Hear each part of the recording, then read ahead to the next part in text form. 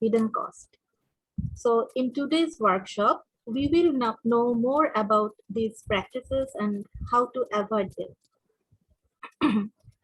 On this note, I would like to let you all know that the National Young Academy of Bangladesh is a voice for the early career researchers in Bangladesh that started its journey in mid-2019. And we have a dedicated working group who are trying to increase this awareness against the predatory practices. Our team has won a competitive grant from Inter-Academic Partnership, IAP, a global umbrella organization of science, medicine, and engineering academies. IAP is conducting a unique study on predatory academic journals and conferences, where a vital part is raising awareness of these practices among the global research community and helping the researchers in any country at any career stages and in any discipline to make informed them decisions on where they publish and or present their work. So our goal is to take steps to increase awareness against these practices among our academicians, researchers, and students. And today's workshop is one of those steps. So you can browse the NYAB and IAP websites and the YouTube channels for more on these issues. So without delaying much, I would like to request Professor Muhammad Abdul Basit, Professor at Bangladesh University of Engineering and Technology, as well as the President of NYAB, to deliver his welcome speech. Sir, over to you.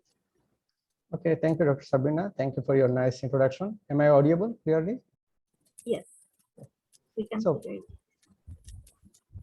our heartiest welcome to the two keynote speakers, Anna Maria Keto and Teresa Elliott, our neighboring Young Academies presidents, chair and co-chairs, dear participants, chair of this workshop, my colleagues and our students, ambassadors, research assistants of this project, and all other participants.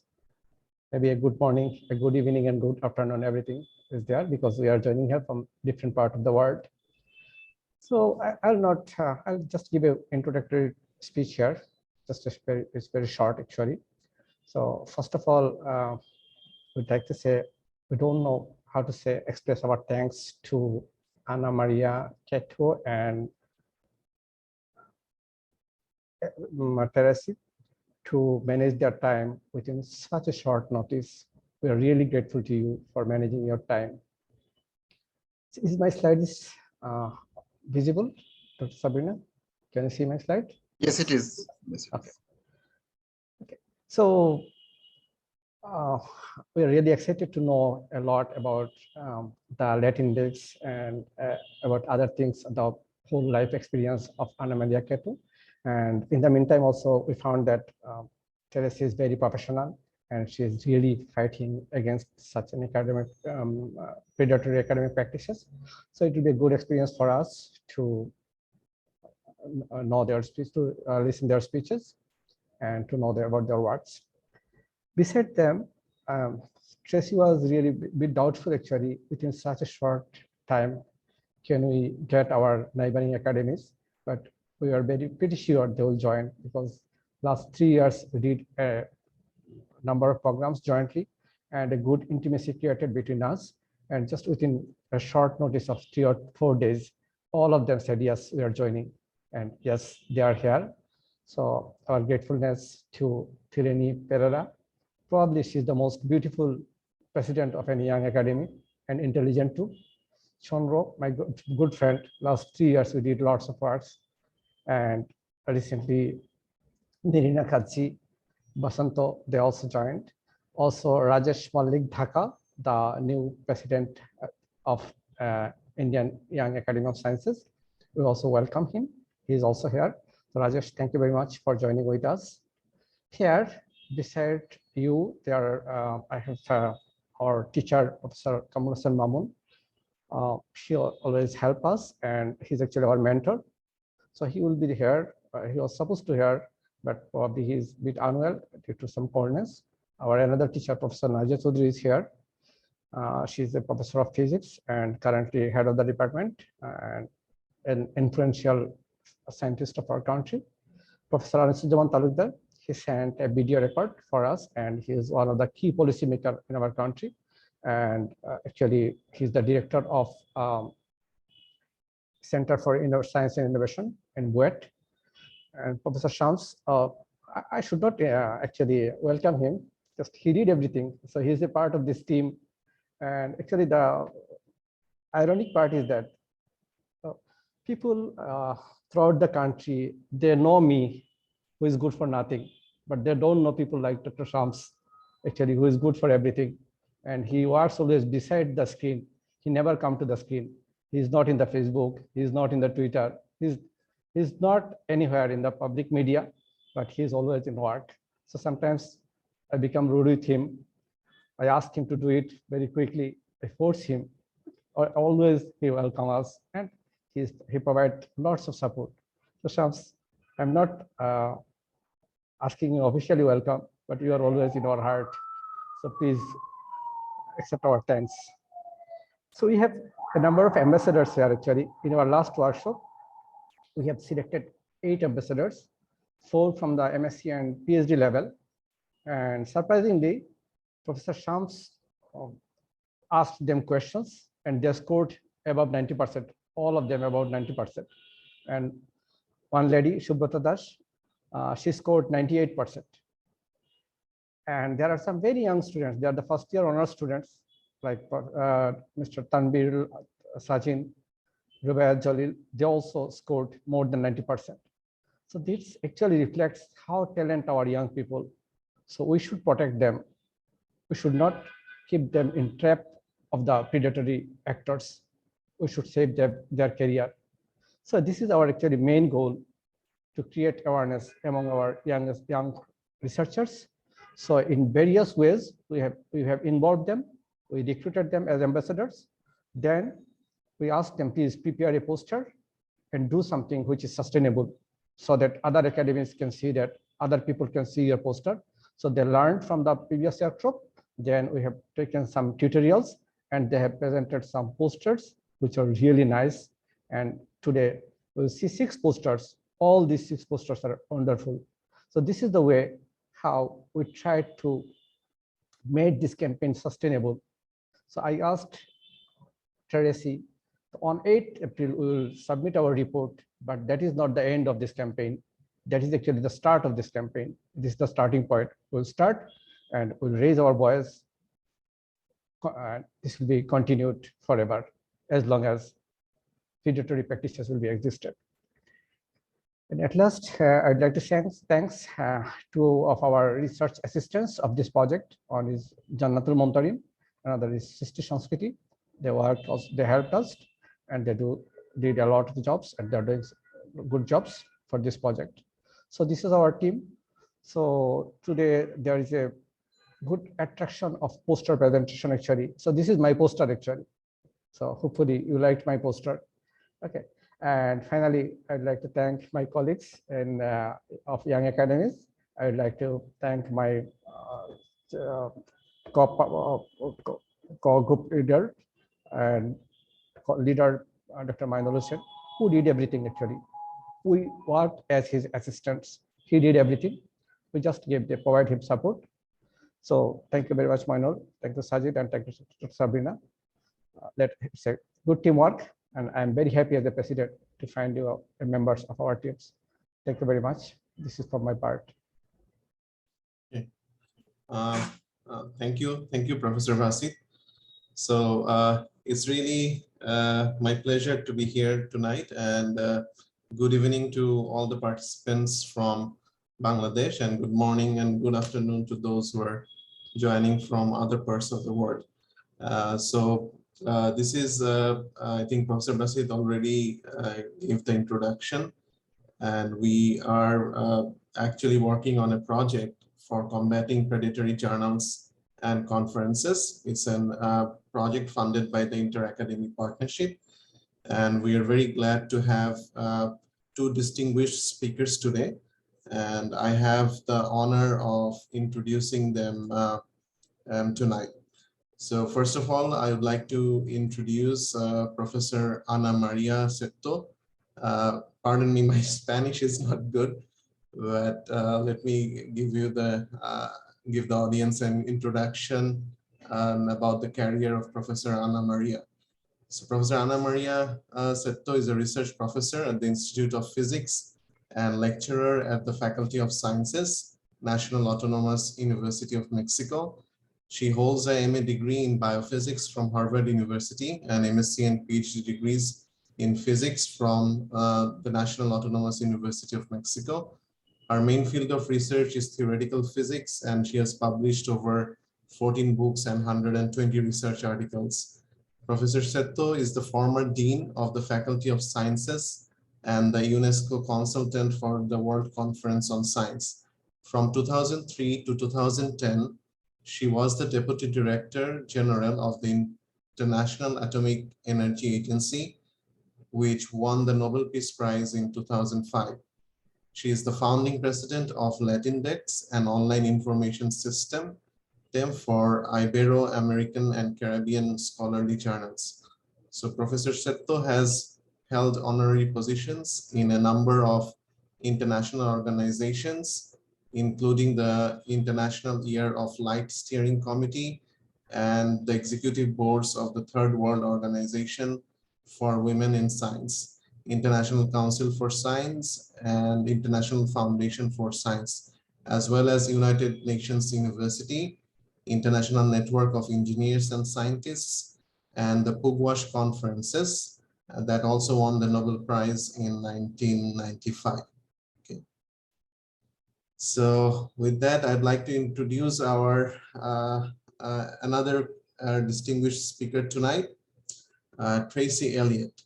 So Tracy is a project director of 2 inter-academic partnership projects on global and regional policy making, exploring the role of national science academies in particular. The IAP Global Policy Making project that Tracy is working on is basically explores okay, sorry. I think I got, okay. So that basically explores how to strengthen scientific input to the United Nations, governments, and other stakeholders to help achieve the UN's Sustainable Development Goals. Tracy also works with other regional and global network of science academies on a freelance basis, advising the European Academies Science Advisory Council and supporting project work for the Global Young Academy. Tracy was formerly the head of international at the Royal Society UK, responsible for developing and implementing its international strategy with special focus on internationalizing policy work and international relations. She has co-authored Royal Society reports on science diplomacy and global science cooperation. And prior to that, she worked for the UK government, heading up its global science and technology partnerships and advising both the UK Science Minister and the government chief scientific advisor on wide-ranging policies. Tracy has also worked for the UK's Department of Environment, Food and Rural Affairs and the Natural History Museum in London. Tracy has a PhD in biological anthropology and a master's in business administration.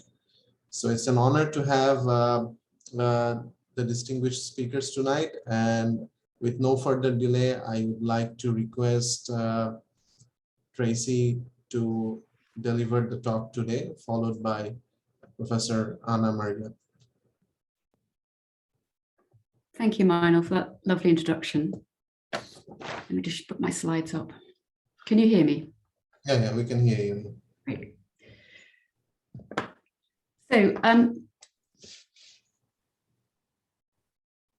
okay, right. I hope you can see my slides as well. Thank you very much for the opportunity to share with you our learning from our recent IAP study. If you participated in last week's webinar hosted by the National Young Academy of Nepal, or our report launch the week before that, then some of this presentation will be familiar, but we gather that most of you haven't heard it before, so I hope you'll find it helpful. Just in case you don't know what IAP is, it's the global network of over 140 national and regional merit-based academies of science, engineering and medicine who work together on issues of mutual interest. I'm sure you've heard of us before. And the Asian network, of which many of your academies and colleagues may well be members of, is an important part of the IAP family and comprises, I think, 32 national academies in the region. The report Combating Predatory Academic Journals and Conferences was funded by the Gordon and Betty Moore Foundation. It was launched in May 2020 and it reported 2 weeks ago. It provides a global overview of predatory academic practices with a focus on journals and conferences, and is the most inclusive and comprehensive study on this important issue. The report is available online on the IAP web pages, and we can share the link with you again if you haven't seen it already. It's accompanied by a summary report which contains highlights and recommendations and is available in 7 different languages: English, French, Spanish, Chinese, Russian, Portuguese, and Arabic. And in fact, we had a webinar this morning with our Arabic friends, Arabic-speaking friends, and it went very well. It's very nicely received. The report's authors, you've heard about 2 of them already. It's the culmination of 22 months' work led by this esteemed group, an international working group of experts from different geographies, disciplines, and sectors, from South Africa, Ethiopia, Benin, Egypt, Mexico, Brazil, Jordan, Bangladesh, Malaysia, Ireland, and Sweden, and with secretariat support from the UK and the US, of which I am part of that secretariat. Our co-chair I was going to introduce to you is well known to you, Professor Abdullah Shams bin Tariq, but he's already been introduced by Basid, so you'll know him well. And he was our co-chair, so it's been wonderful to work with him and his other colleagues. The report's objectives were 5-fold: to define predatory and unethical practices in academic journals and conferences, in predatory academic journals and conferences, to gauge their prevalence and impact, to examine global efforts to date to combat them, to understand what causes them, and to provide concrete recommendations for a global strategy to address the problem that engages all the stakeholders. So Anna Maria and myself will try to cover aspects of this that we think may be of more interest to you. The report is actions oriented, and it does speak to the system as a whole. So we make recommendations to each part of this pie chart. Each of them has a role to play, and we do encourage you to read the report if you haven't already. It builds on an extensive literature review and draws on evidence from leading thinkers on the subject. And it's been very clear that there is an increasing interest in predatory publishing, certainly, with a notable rise in the number of papers and commentaries on the subject over the past 2 years, especially, and even a book dedicated to it that was published earlier this year. In contrast, there is very little on predatory conferences, and what there is largely anecdotal. I'm sure most of you, especially the ambassadors in the room, are very familiar with what predatory journals and conferences are, but for the sake of those who, for the benefit of those who aren't, I'll just quickly run through some of the common attributes of them. They tend to solicit articles from researchers through practices that exploit the pressure on researchers to publish and present their work. Features include, but are not limited to, rapid pay to present or publish models without rigorous or indeed any peer review, fake editorial or conference boards falsely listing respected scientists, fraudulent impact factors or metrics, journal and conference titles that are deceptively similar to legitimate ones, and aggressive spam invitations, very often outside a researcher's own expertise. And I'm sure many of you receive these on a daily basis. In our report, we conclude that current definitions of so-called predatory practices actually are inadequate because they conflate different behaviours and because predatory actors and outlets actually are becoming more sophisticated. So this is a very fast-moving area. So genuinely fraudulent practices continue to evolve, and they are becoming increasingly difficult to distinguish from low quality, unethical, and questionable publishing and conferencing practices. So much so that we present a new way of looking at them. as a spectrum of predatory practices or a continuum of predatory behaviours. So this is the one for predatory publishing, predatory journals. On the left, we have fraudulent, deceptive journals and unacceptably low quality ones. And you're advised as an author or prospective author not to publish in these. These are no-go zones. In the middle, we have low quality journals, ranging from unacceptable to promising, where you're advised not to publish in these if you can avoid it, but they are not predatory journals per se, not as are currently defined. And then towards the right, we have the more promising and the high quality journals where you should endeavour to publish. There's a great deal of unscrupulous authors exploiting the second right and third right categories. And we believe that in the near future, more harm to evidence-based learning may be caused by these two categories, the ones on the right, towards the right, rather than those on the far left, which are in some ways easier to define. So the more original contribution of our report, we believe, is drawing attention to the questionable practices that sit on the right. We also have developed a spectrum for conferencing practices, and in the interest of time, I'm not going to run through this, but needless to say, there are typical markers under each element of these spectrum, which you should familiarise yourself with as a potential author or presenter. We believe this more nuanced approach endeavours to account for well-intentioned, promising low quality or poorly resourced practices that sit in the middle of the spectrum, which can be caught in the crossfire the more usual binary good versus bad approach that we read about. In other words, a good journal and a bad journal, a good conference, a bad conference. At their core, these predatory practices serve to prioritise self-interest at the expense of scholarship. They can be committed by new and established, fraudulent and reputable, traditional and open access publishers anywhere in the world. And as I say, we have typical markers that provide for each part of these to help users navigate their way around this complexity. We anticipate that these spectra can be useful tools that supplement other tools that are already in the public domain. And there are a few examples here. Some of these are free, like Author Aid, while others, like Cabell's, are pay-for subscription services. And you'll find when you do a Google search on predatory that there are an increasing number of universities that are developing their own guides, their own checklists, which you may find helpful. They serve to help researchers anywhere in the world make informed choices about where they publish and present their work. And these tools, it seems, are much needed. We conducted a global survey of researchers, the largest and most comprehensive of its kind on this topic. Over 1,800 researchers from 112 countries voluntarily responded to the survey. And if you have participated, we are very grateful because we learned a great deal from it. And over 80% of you told us that predatory journals and conferences you think are already a serious problem or on the rise in your country of work.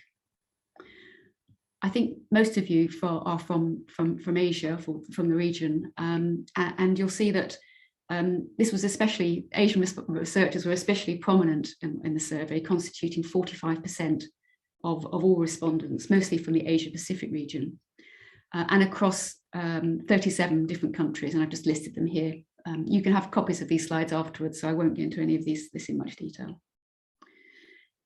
85% of respondents in Asia indicated that predatory journals and conferences are already a serious problem. Mostly those actually in South Asia, in your part of the world, or that they are on the rise. And in fact, of all geographic regions, respondents in South Asia were the least likely to say that these practices are not a problem, so double negative. Nearly a quarter of respondents globally, this is not just Asia, told us that they had used predatory journals or conferences or didn't know if they had, 14% and 10%. Largely, but not exclusively, in low and middle income countries. Now, if we use this as a proxy for the global research community as a whole, this equates to over 1 million researchers that have been impacted and billions of dollars of wasted or compromised research costs. When we asked them why they had used predatory outlets, the main reasons were, in order of priority or in order of numbers, the lack of awareness, needing to advance their career, it being more convenient, or due to peer pressure. And we have a few quotes here from some of the respondents, which I'll give you a chance to read.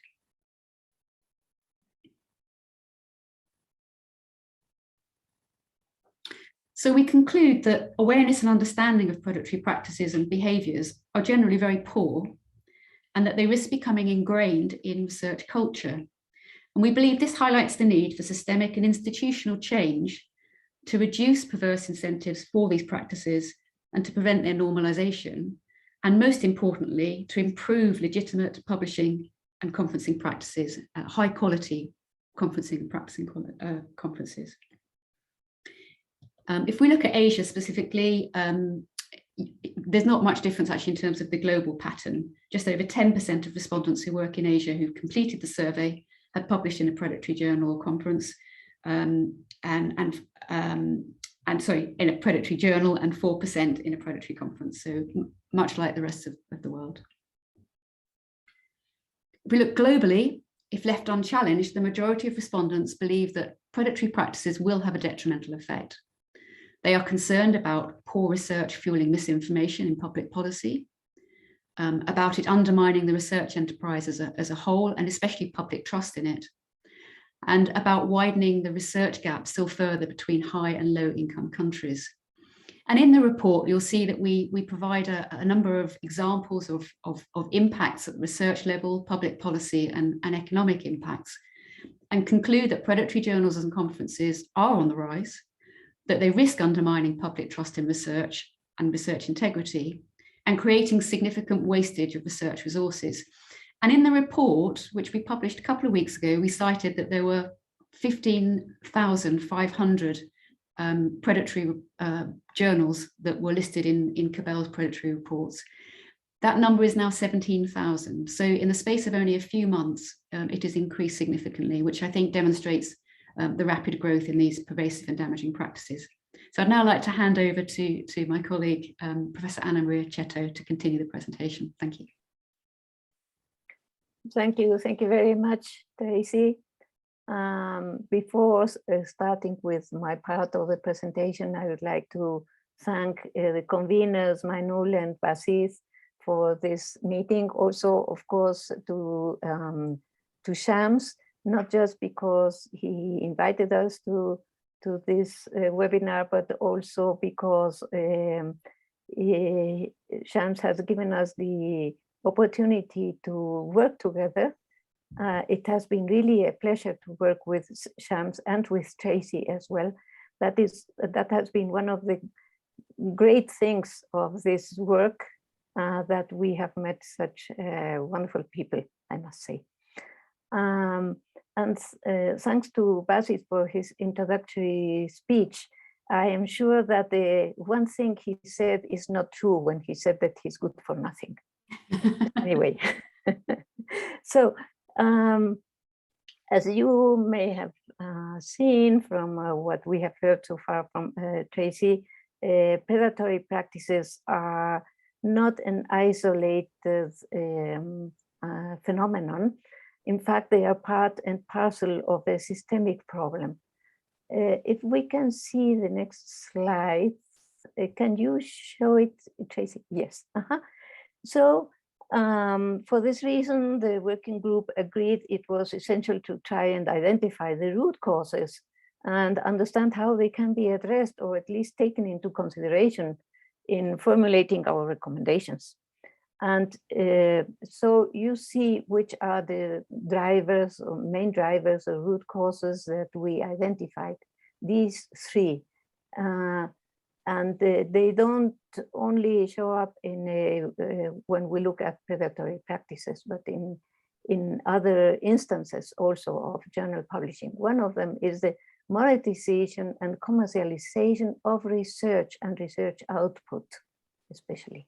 With this APC, the author pays model, being especially prone to abuse by predatory journals. Second, the systems, the research evaluation systems, research assessment systems that are today actually being used all over the world, where quantity overrides quality. those that are based on metrics, almost exclusively on metrics, together with the institutional drivers and incentives that shape the behavior of individual academics. The fact that we academics are receiving a large part of our income, of our salaries, as a result of a certain evaluation of our performance. And then which counts how many papers you publish is one of the main indicators. And then also the lack of transparency of the peer review process, whether it's fully open, anonymized, or hybrid. This exacerbated by the poor training or no training at all, and the poor capacity and recognition of peer reviewers also. So these drivers are of course intertwined and to a large extent beyond our direct control. But if they are addressed by those who have a responsibility, if there is a political will, ownership, and strong leadership, predatory practices in academia can be successfully combated. So I end this presentation with a call to action. Here, the slide talks about multiple stakeholders. Yes, stakeholders can include heads of academic institutions, funding agencies, libraries, information systems, journal editors, authors, tutors, and of course, young scientists. Every stakeholder, each one of us can do something about it. For instance, as has been already mentioned, raise awareness of predatory practices, the repercussions of not addressing them, and their threat to both science and society more generally. To avoid engaging with predatory journals and conferences and legitimizing them, to create disincentives for researchers who use them instead of incentives, whether knowingly or unknowingly, and to spread the good practice in publishing and conferences choices and through other means. And I will speak about that a bit later. To work collaboratively on efforts to reduce the commercialization and monetization of academia. That is a joint effort we have to do, all of us. To promote open science also, real open science, genuine open science, and to move towards alternatives to the author pays model that is not business oriented, not for profit, let's say. To reject the overuse and reliance on quantitative metrics, as I've just said, in research evaluation, using instead qualitative criteria, and to promote ways of recognizing this research quality. And last, to strengthen the institution of a transparent peer review in academia through merit systems, policies, and support structures at all levels. So here, I will take the opportunity to tell you about steps we have taken in another part of the world where I live, 12 hours away from you. It's 7:39 in the morning for me, 7:39 in the evening for you. And for this, I will invite you to go back first to slide 10. If you may see slide 10, which showed some of the tools and resources already in the public domain. You see here a series of names, no? Some of them are blacklists, but not all of them. There are also other kinds of tools and resources. One of these resources, the one on one of the to the right, which is publicly available, is the Latindex guide for journal editors for the identification of spurious journals. So now we can come back to the slide number 20, and I will say a few words about what Latindex is. This is an online information system for scientific journals from Iberoamerica, which covers all countries from Latin America and the Caribbean, plus Spain and Portugal. It was created in 1996, already over 25 years ago, and it is sustained by a network of public institutions, one per country. We manage two large databases, a directory with basic information on over 30,000 titles, and a catalog with a selection of nearly 3,000 journals that comply with a minimum of editorial quality standards. And these include, of course, criteria that serve to test if the journals are legitimate, non-fraudulent. So in contrast to the blacklists of journals that have been mentioned before, that are produced by other entities, the catalog is a white list, a safe list of journals published in a variety of languages, including English, of course, which moreover are completely free for both authors and readers. That is both APC and subscription free. There are also journal online platforms in the region that provide free and open access directly to the articles. So all in all, one can speak in this region of a scholarly publishing ecosystem, which has grown in the last 25 years or so to become an essential complement to the commercial journal publishing entities from Europe and North America. So now to actions young scientists can take. To the next slide. And you can see it is basically about practicing due diligence to minimize your risk of using predatory outlets. Remember, the time you invest in researching an appropriate journal is only a fraction of the time you spend in preparing your manuscript for publication. No? So what can you do? First of all, of course, familiarize yourselves with the common and most reliable traits of predatory practices, and the spectrum that has been presented by Tracy is a very useful tool for this purpose. Use the spectrum and other guides like the ones mentioned on slide 10. You know? If a journal claims that it is indexed in a reputable index, it is not enough. Look at it, check this for yourselves. And if it's not true, which often happens, avoid it. Check if a journal is listed in one of the directories that are safe lists, managed safe lists, like DOAJ, like Latindex. And if it is, then the journal is less likely to be problematic because it has been vetted. Similarly, if a journal is a member of COPE, of the Committee on Publication Ethics, where it must follow COPE's publication ethics, it is more likely to be safe. I would like to add here that also ISSN is making a big effort now to check the large number of scholarly journals that is included in the registers.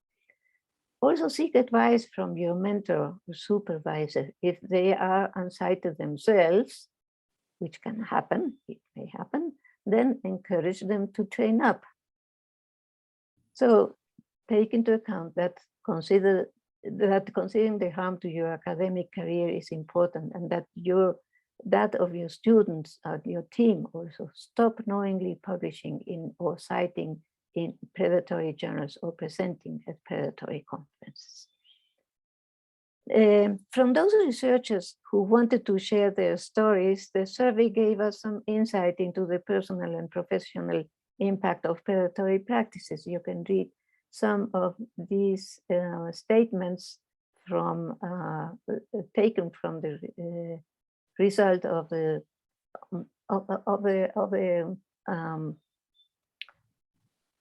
survey on this slide. These are just some of the examples and some very telling ones. So if we can go to the next slide, and if you are in a position to minimize the risks for others, here are some possible actions. For instance, if you are a research supervisor or mentor already, increase your understanding, raise awareness, and practice your own due diligence, as said before. If you are an academy member, encourage your academy to mainstream good publishing and conferencing practices, and create disincentives to using fraudulent ones. It is better to encourage and to promote good practices, always the good side of the coin, instead of just trying to combat the bad ones. If you have a higher education institution, then introduce publishing and conferencing good practices into continuous professional development and research integrity courses, and also try to introduce changes into the research assessment systems. And finally, spread the word. Be activists and help curb these predatory practices. So finally, why are we here today? This has been already mentioned at the beginning. We are here today because the National Young Academy of Bangladesh, along with its sister academy, the Nepal Academy, received an IAP grant monies through a competitive process to raise awareness at the local, national, and regional level. Other academies that receive funding in other parts of the world are in Sudan, Nigeria, Guatemala, and the Czech Republic. Each has tailored their dissemination to their local requirements, including language, and generated considerable interest through surveys, webinars, stakeholder meetings. In fact, we have participated in some of them, isn't it so, Tracy? In social media, videos, in infographics, and in policy recommendations. Well, now this grant program has been closed, but we hope it has some legacy and that each of you will have learned something from webinars like these and will in turn share your learning with your own professional networks so that we all together can help combat these pervasive and damaging practices and promote the good publishing practices. Thank you for your attention.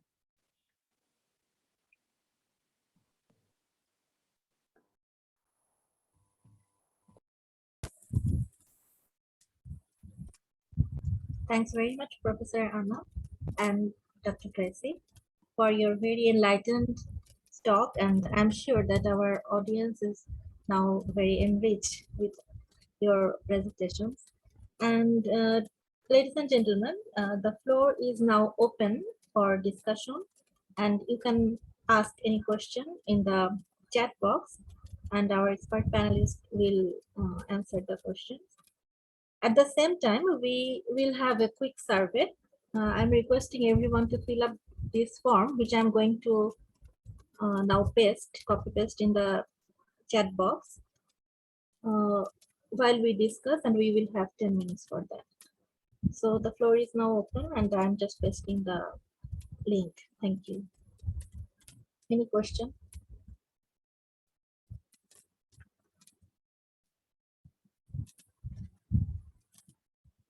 I have one question. Yes, yes, please. Okay. So my name is Shahzada Masood. I'm working at Bragg University as a senior assistant librarian. So thank you, presenter, for your nice presentations. But I have just one observation, one question regarding if a author published one article in a predatory journals without knowing his knowledge, but after he knows that it is predatory journal, so what can the author take the initiative? How can he or she can withdraw his article from the respected journal? Thank you. So, Anna Maria, would you please answer that question, Anna? Professor Anna? Yes, okay, yes. Well, there are several things one can do. Of course, I mean, if you feel very bad about it, you can ask to withdraw your paper. What surely is important to do is to move away from that journal. Avoid using it again, or avoid let the others know that this is a journal, your colleagues, your students, etc., know that this journal is not reliable. No, you may start making your own blacklist of journals.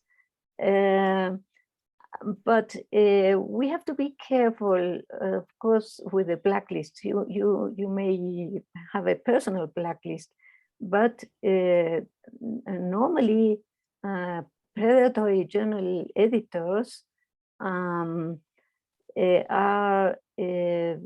very attentive to what is being said about their journals, and they may even sue, and they have done so, somebody who publishes a blacklist.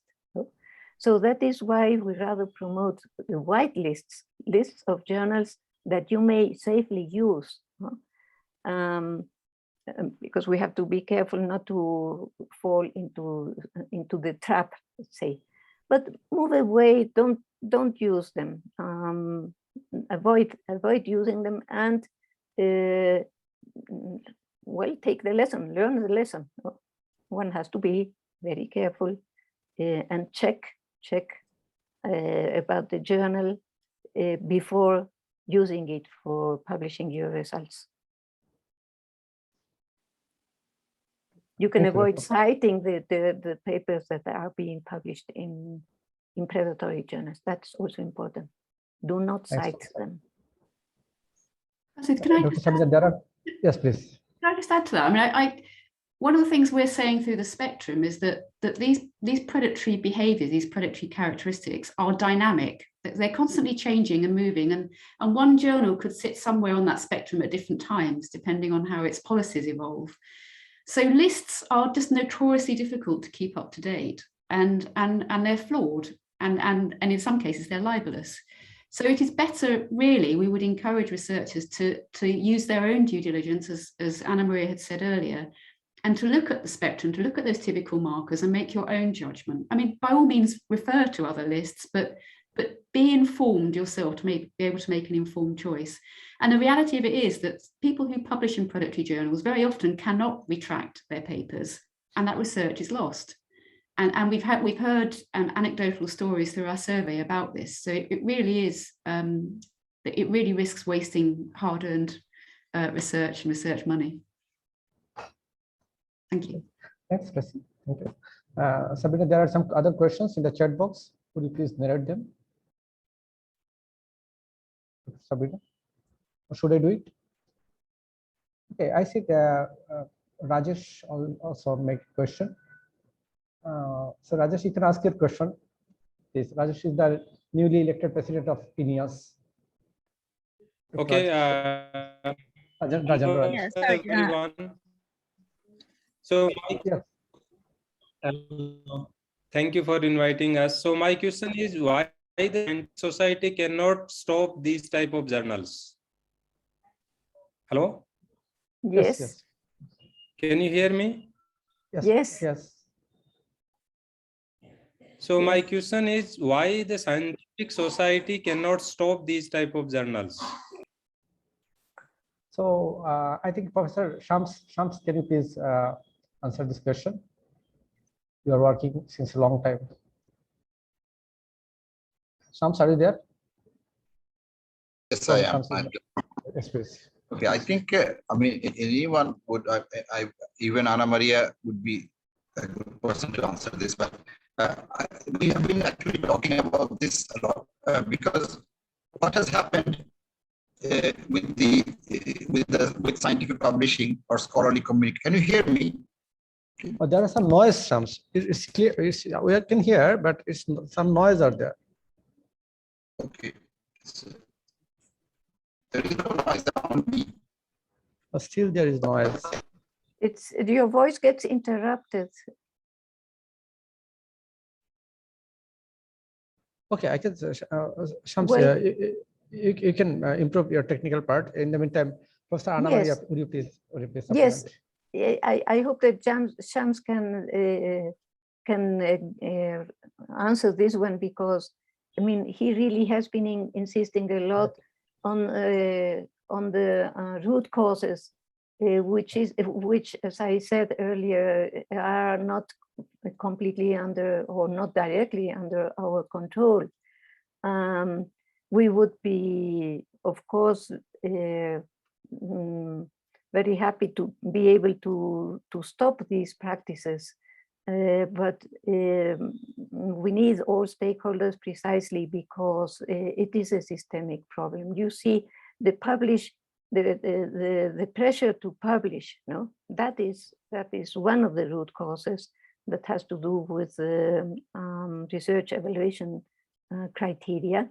And as long as these criteria continue to be applied throughout the world, people will, especially young people, will feel this pressure, and if they are not able to publish in a mainstream journal that charges high APCs, well, they will look for other publishing venues. No?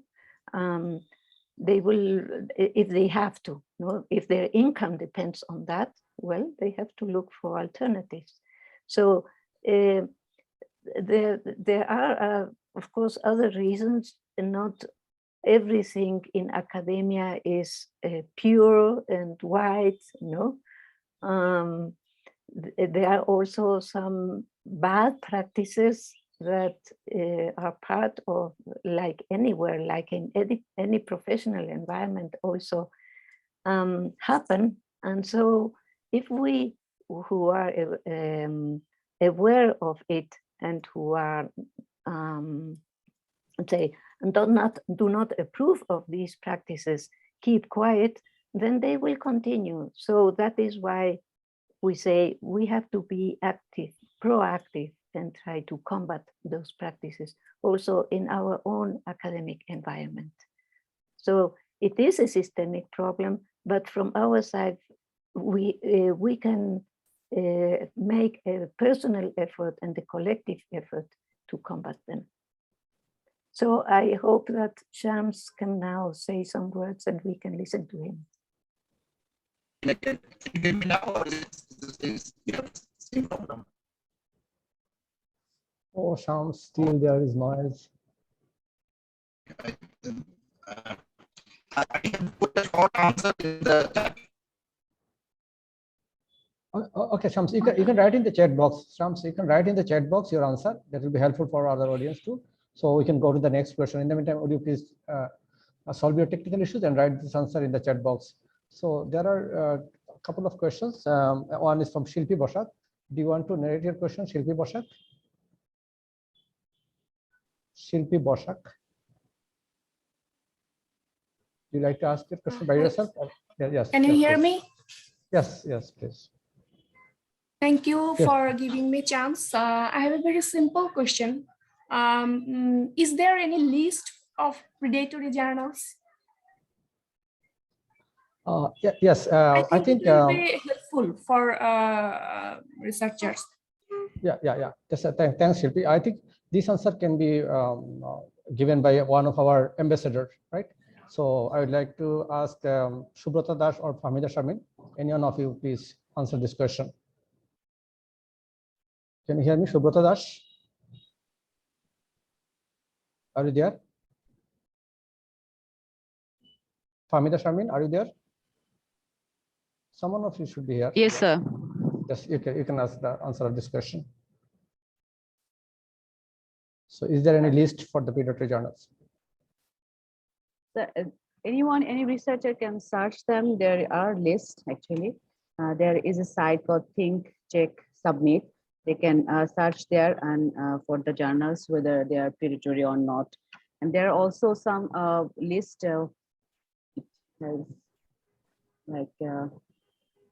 this is given in a poster, so I can just not memorize. There are lists. Yeah, Bell's list. That's correct. So Bell's list. They can check there whether their journal is present in the Bell's list. That is not predatory, or otherwise they can also checklist. There is a checklist in the Think, Check, Submit where they can see whether that journal is predatory or not.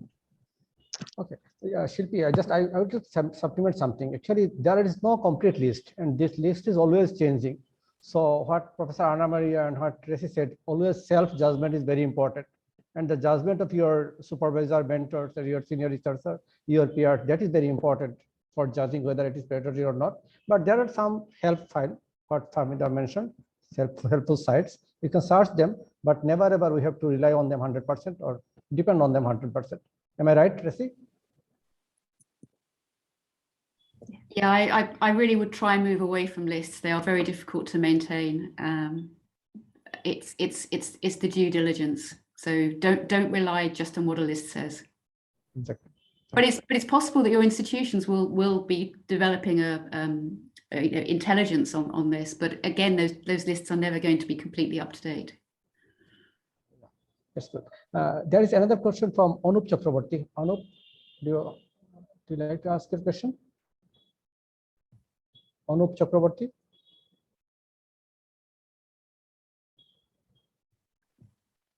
Yeah, good evening to all.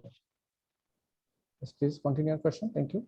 Good evening. Yeah, my question is, what are the tools now currently used to identify the combat journals or publications during our research to combat these detrimental effects of the predatory journal practices? Okay, is there any tools now using in research area? Okay, we understood your question, please. Dr. Moinul, do you want to answer this question? Thank you. Yes. Okay, thank you, Anup, for your questions. There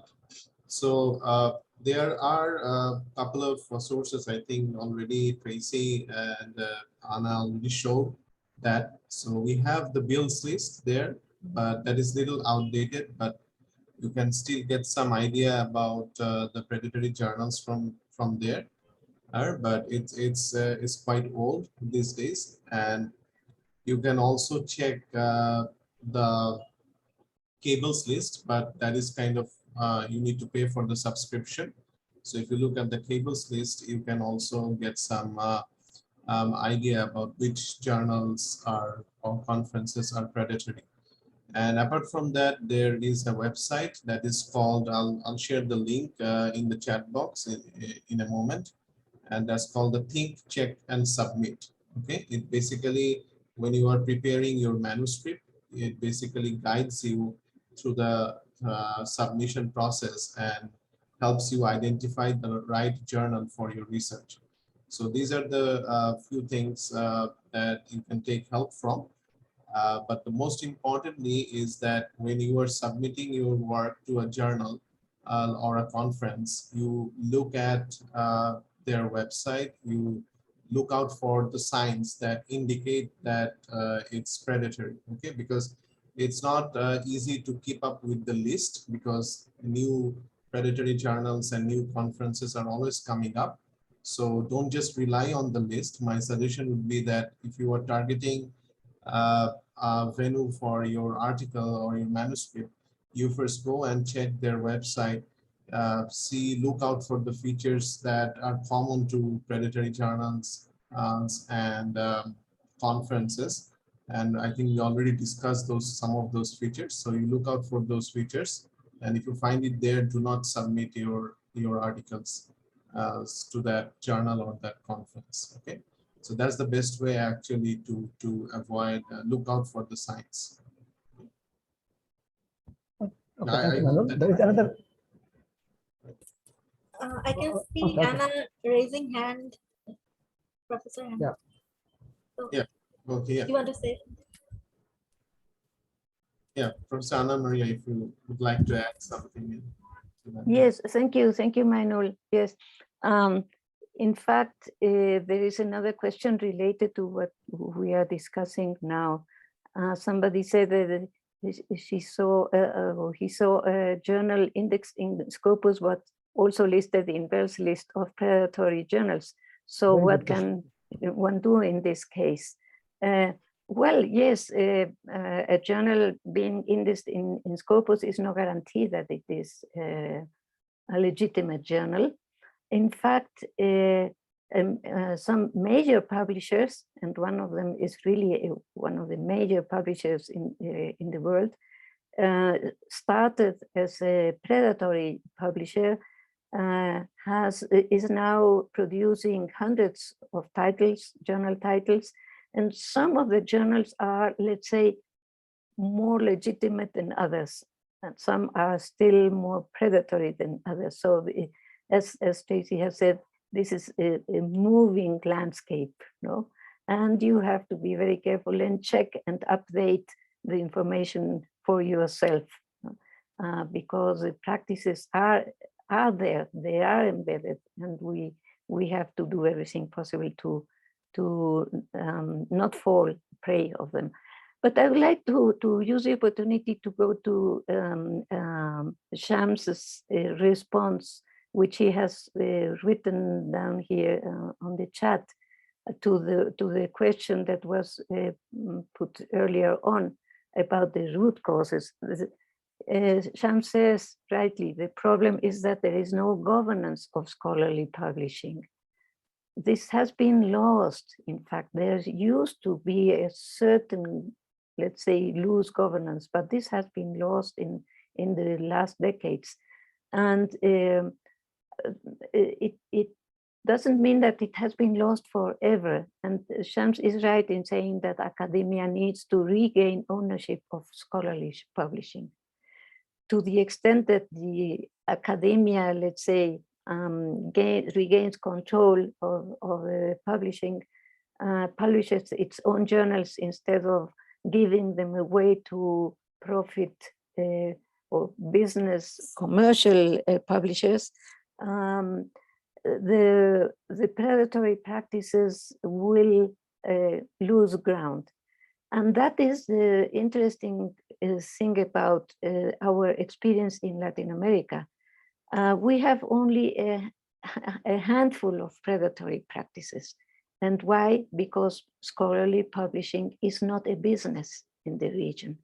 And there is a sort of governance system, a loose governance system in the region for scholarly publishing, because it is an institutional activity. It is academic institutions and societies that publish the journals and not commercial publishers. So that is one of the, let's say, recipes for combating not just the outcomes of journal publishing, but the roots of it. Thank you. Thank you so much, Professor Anna. And the audience, we will have this discussion going on, as Dr. Basit at first said, that it's the beginning, it's not the, I mean, it's the start of our journey. So we will stop the question answer session here now. You can still drop your question in the chat box. Dr. Sabina, just 1 minute. Dr. Sabina, I'm sorry to interrupt you. Professor Jamaluddin, he's from USA. He's a senior professor. Just he raised his hand. Just one question, please. Okay, good morning, everybody.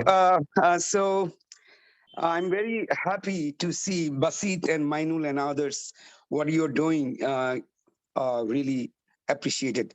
This is a very important topic, Basit and Mainul and others you brought here, and then you brought 2 persons here. I can see Tracy and Anna. So I just wake up. I'm sorry, I was missed some part of this discussion. Very important. Yes, I'm just want to share.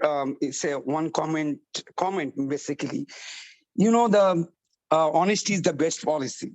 Yeah, our scientific community, you know, all over the world. I always told my different collaborators around the world that predatory and plagiarism, this kind of things is no place for our scientific society to do the research.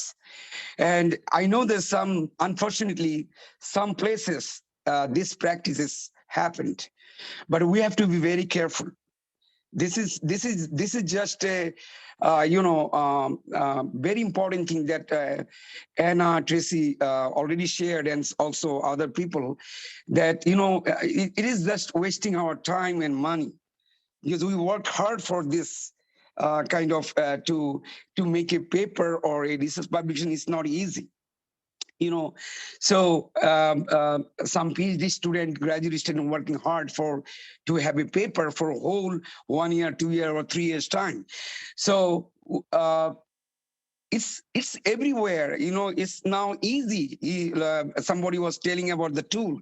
You can easily find out in you know, we have now internet, or you know, virtual world. You can see that which one is predatory journal or which one is not. So I'm sure that it's not a big deal, and there is a blacklisted journal also there. So I just why I want to share some words here, because this is really important that you brought, especially in mind, these topics.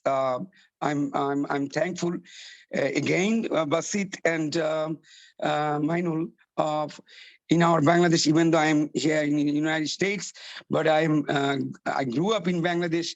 I went to Bangladesh. I taught different universities, as some of you knows maybe. I tried to tell them that research is different thing. It's like an addiction, and you have to be honest in whole life. So this is just I want to share. Thank you, Basit. Good job. Thank you, Professor Jamal. Sabrina, please continue. Thank you very much for your opinion and suggestion and comments. Thank you very much, Professor Jamal. Thank you. Thank you. Okay, Sabrina, please continue. So, dear audience, in today's workshop, we have the gracious presence of representatives from our neighboring young academies, who are also walking the same path against these predatory academic practices. So I would like to welcome Dr. Nirina Khadgi from NYAN, National Young Academy of Nepal, to deliver her speech. Dr. Nirina, over to you. Thank you. Thank you so much, Dr. Sabrina. I hope I am audible. Yes, you are. Okay. So hi, Tracy. Hi, Anna. Hi, everyone. Good evening. So I'd just like to, I'm sorry, I'm suffering from cold, so I just make it short. So this predatory academic practices, you know, it's a very complex issue. And is it because it is linked with the transparency of the system, the publishing system, and the intent of both the researcher and the publisher, there is no straightforward solution to stop this practice. You know, and if someone is doing it intentionally, then at the personal level, we can hardly do anything. So in that case, we would really need to reform the policies and the system and to discourage such policies. But most of the time, it is not intentional. Most of the time, it's unintentional. People are trapped by the predatory practices. So at that time, because of the lack of awareness, so the awareness program like this is definitely going to make much impact. The National Young Academy of Nepal recently conducted a 2-day workshop regarding predatory practices, and we have got this overwhelming response now about from the participants that the workshop was really helpful and enlightening to make them able to separate or distinguish from the predatory and the legitimate ones, and they wish to be part of this movement and part of the future programs as well. So in this workshop, we also had presentations from different institutions, and we also did a policy review. We shared a policy review with them, and it was really surprising for ourselves and also them, like how the policies that we have, how the gaps in the policies are actually promoting this predatory practices. So I'll share some of the policies that are very conducive to the predatory practices. So the policies that we have of different institutes that are used for hiring of the faculties and promotion, and as well as intake of the students for their PhDs, and all they are kind of flawed.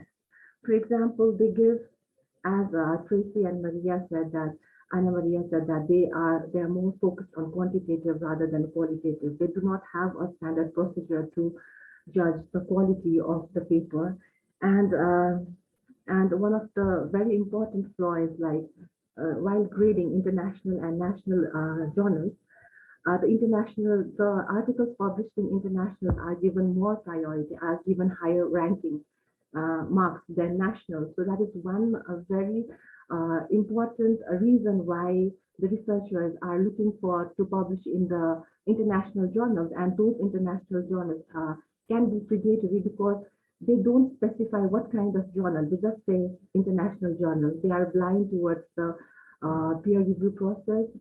Just having an ISSN number or the mention of a peer review is enough to be qualified for an international journal. So that is one very important fact. And also, like when recruiting and promoting, sometimes some of the institutes hardly even give any, any importance to the publications at all. They just count the number of years they have been working. And there have also been some initiatives like Tribhuvan University Service Commission that is responsible for hiring the faculties.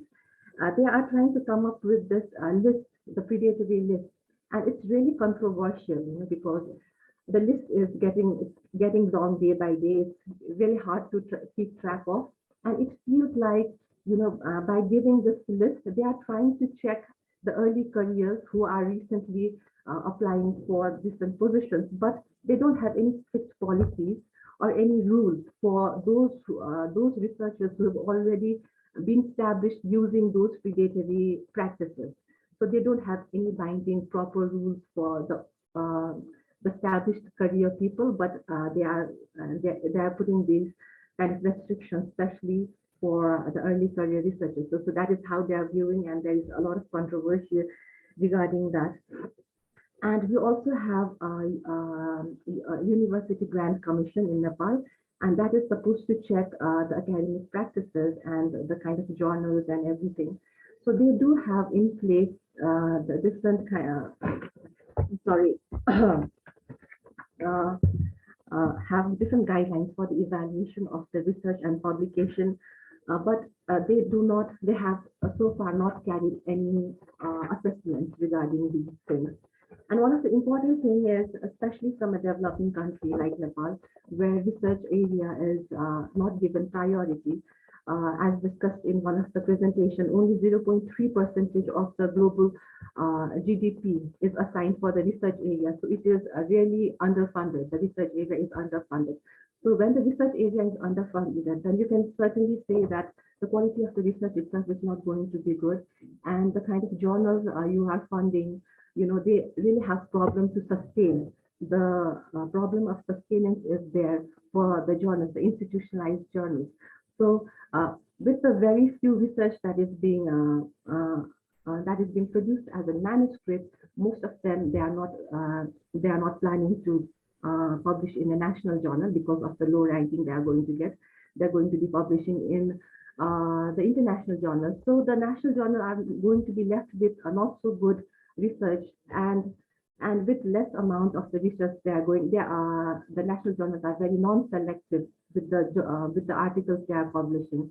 So in the developing countries, I think because this lack of funds for the research is also one of the main issues that is actually promoting the predatory practices and most of the journals. That is why they lie in gray zone. It's not money motivated or monetization, but definitely lack of funds. So these are the findings that we got from our workshop and the discussions that we have been carried on.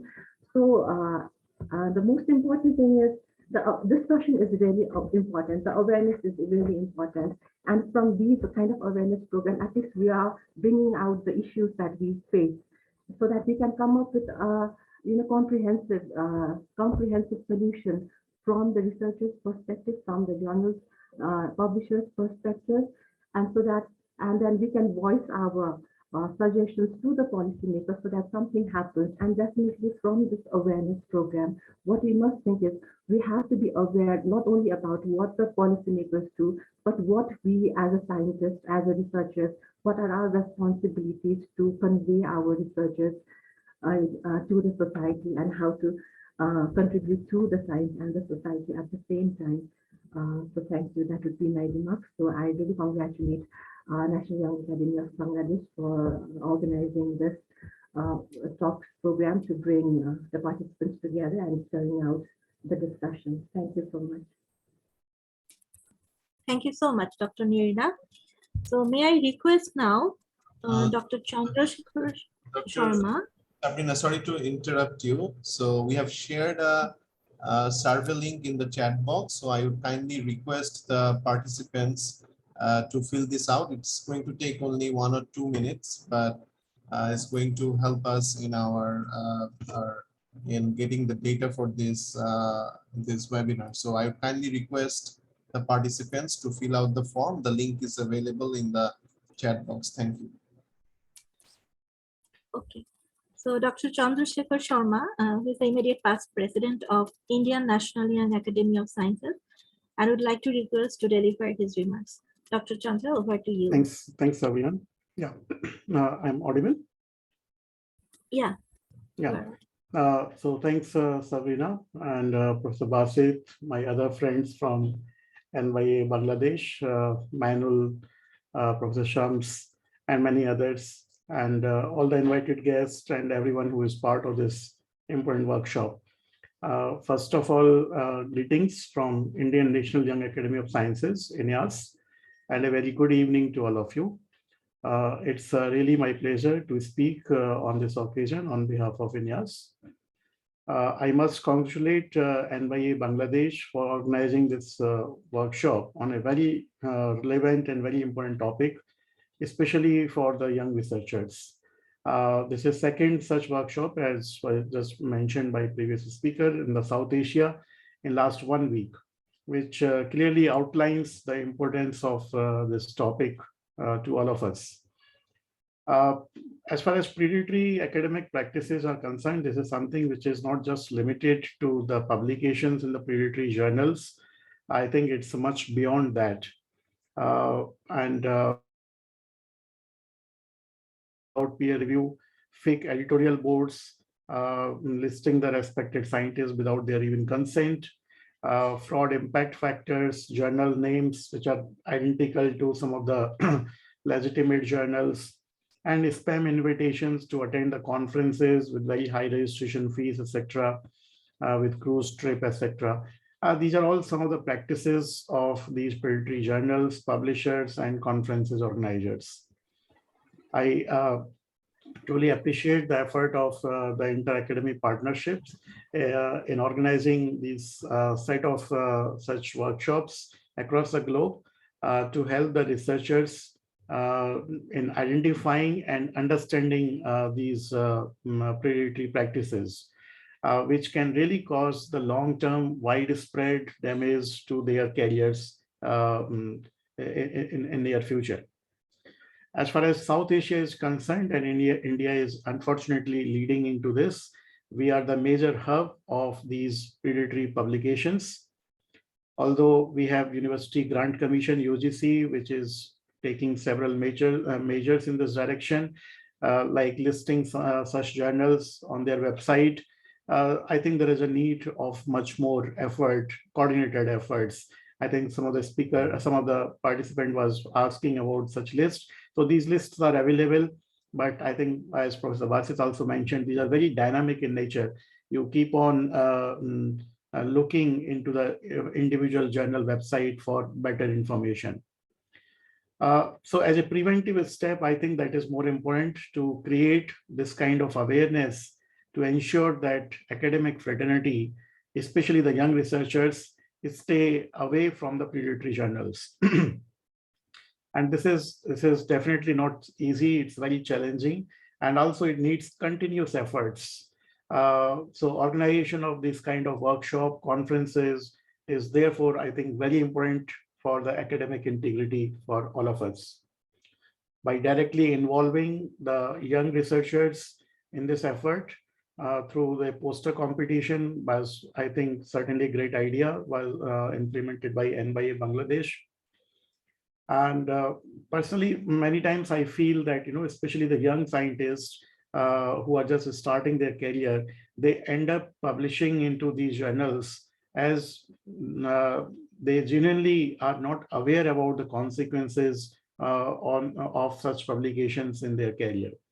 So therefore, I think we should also have a kind of mandatory course in our PhD program in the first semester itself on the academic integrity. I think this is something which we can take it as a kind of mandatory requirement for our PhDs. This will really help the young scholars to know the possible adverse consequences of publishing in these predatory journals and compromised academic integrity in their careers. Apart from all this, I think we must also de-recognize all these publications in our evaluation and the recruitment system at all the levels, right at the entry level to the promotion level. So unless we do both kind of things in parallel, one is a preventive step by creating the awareness among the young scientists especially. And secondly, by de-recognizing or by having some penalty on those who are publishing in their mid-career and the senior level of their career. So as we have now new chair of NYAS, Dr. Rajen, who is also present here in this meeting, I would like to urge him that in some future initiatives of NYAS, this can be taken as one of the topic for our science outreach and communication activity. As I said just now, we need continuous efforts to work effectively in this direction to mitigate these kind of challenges, which is before all of us. And I also feel that all the young academies of Southeast Asia should work together in this direction. And I think the efforts of NYAB Bangladesh and the NYAN, they are just beginning in that direction. With this, I really thank once again NYAB Bangladesh for organizing this workshop and giving this opportunity to me to speak few words on this. Thank you. Thank you, Dr. Chandra. So it's time to listen from SLACE, Sri Lankan Academy of Young Scientists. So I would like to request Dr. Thilini Pereira, the president of SLACE, to deliver her speech. Thank you very much, Sabrina. Am I audible? Hello. Yes, okay, thank you so much. And first of all, thank you, Dr. Basit and Sabrina and everyone from the National Academy of Bangladesh for inviting us. It's a pleasure to be here. And currently, as I was telling, we are going through a major crisis. We don't have electricity and Wi-Fi is a problem. We are going through a lot. So at the moment, young scientists' focus is not really, any of these to get their basic necessities and go forward. And regarding SLACE, we are celebrating our 10th year this time. We had a good plan to get all the young scientists together, meet physically and do something really good. But we have to rethink about it. And maybe we have to change our plans.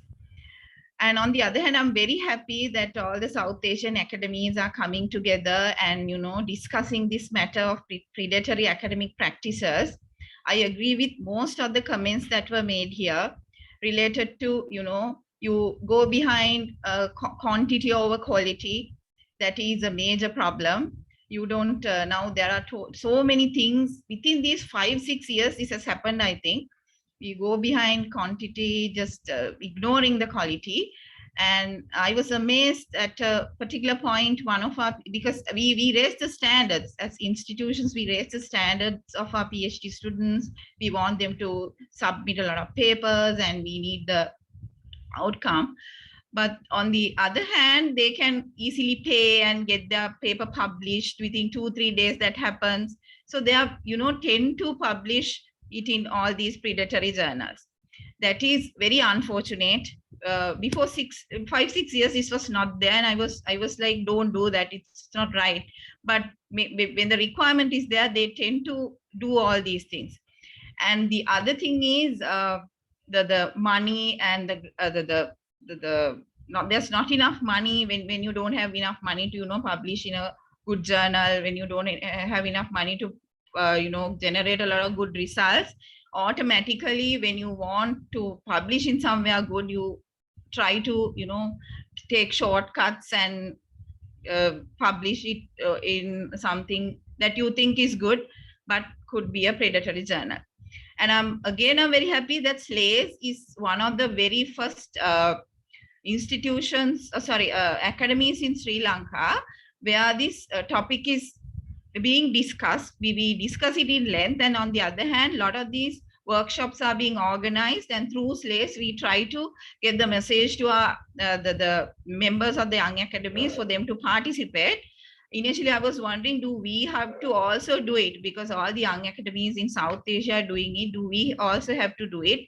But now I feel we also might have to do it because it's so important, and our participation was good, but not as I expected. They're also busy. They're struggling their own battle. So maybe sometime later, SLACE might have to think about it because it's very important, I feel. And the other thing is the library system at the universities in Sri Lanka also, they have a program going on, educating other researchers, educating the young academics and all these researchers. But the more I listened to it, this week I heard is Inya's program also. The more I listen to it, I feel it's becoming a bit more, becoming more complicated in a way. You don't know really how to figure out what is a predatory journal and what is not. It's something that you have to, I feel it's something like an instinct that you have to feel, okay, this is not right. But so you have to read more, you have to get more knowledge, you have to discuss more, then only you will be educated. So I think Sri Lanka, we have to also, we have to do more. Now I'm feeling we have to do more. And again, and that is all that I have to say. And thank you so much. Very nice to see all of you, and very nice program. I'm learning every day. Keep up the good work. Thank you so much. Thank you, Dr. Tilini. So we are all learning together. It's good to see. Okay, audience. So how well the policymakers are about these predatory academic practices? Do they discriminate candidates publishing in fake journals from the authenticated journals? Our team interviewed Professor Dr. Anisuzzaman Talukdar, who is the director of RISE, Research and Innovation Center for Science and Engineering in BUET.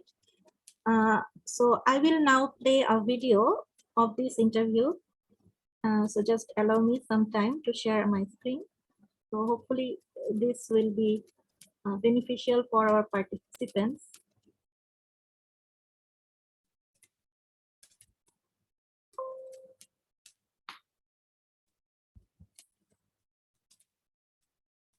So just a minute, I'm just playing.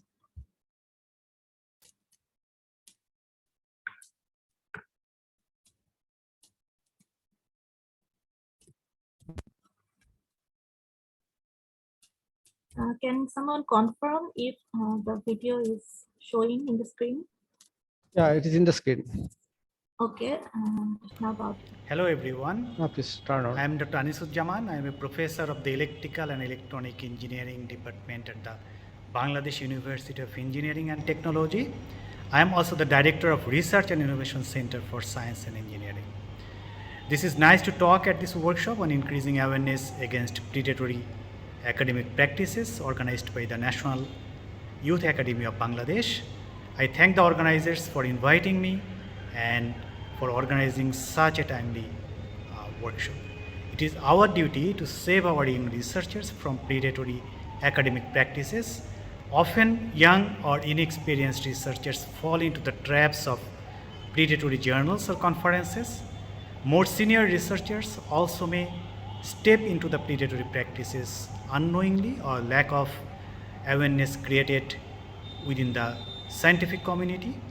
Therefore, it is important to create awareness about these predatory practices. What we are doing at BUET, currently we are striving for achieving research excellence and to be on par with the globally reputed universities.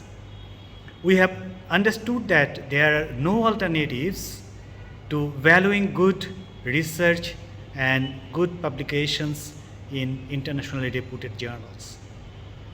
Therefore, to encourage good quality publications and avoiding predatory publications, BUET recently has started providing handsome amounts of incentive for publishing in internationally reputed journals.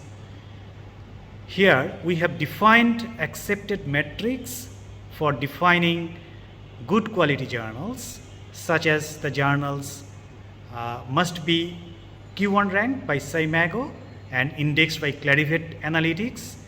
BUET has also taken measures for promoting publishing in good journals and avoiding predatory journals by recognizing only Clarivate Analytics indexed journals when it provides basic research grant to teachers and when it provides incentives to principal investigators for carrying out internally funded research projects.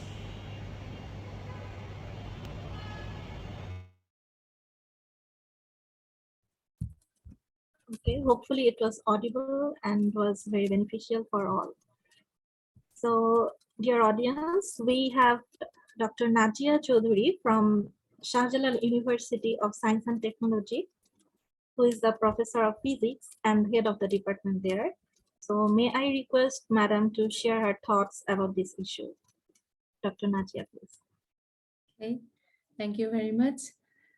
Greetings from Sylhet, the northeast of Bangladesh.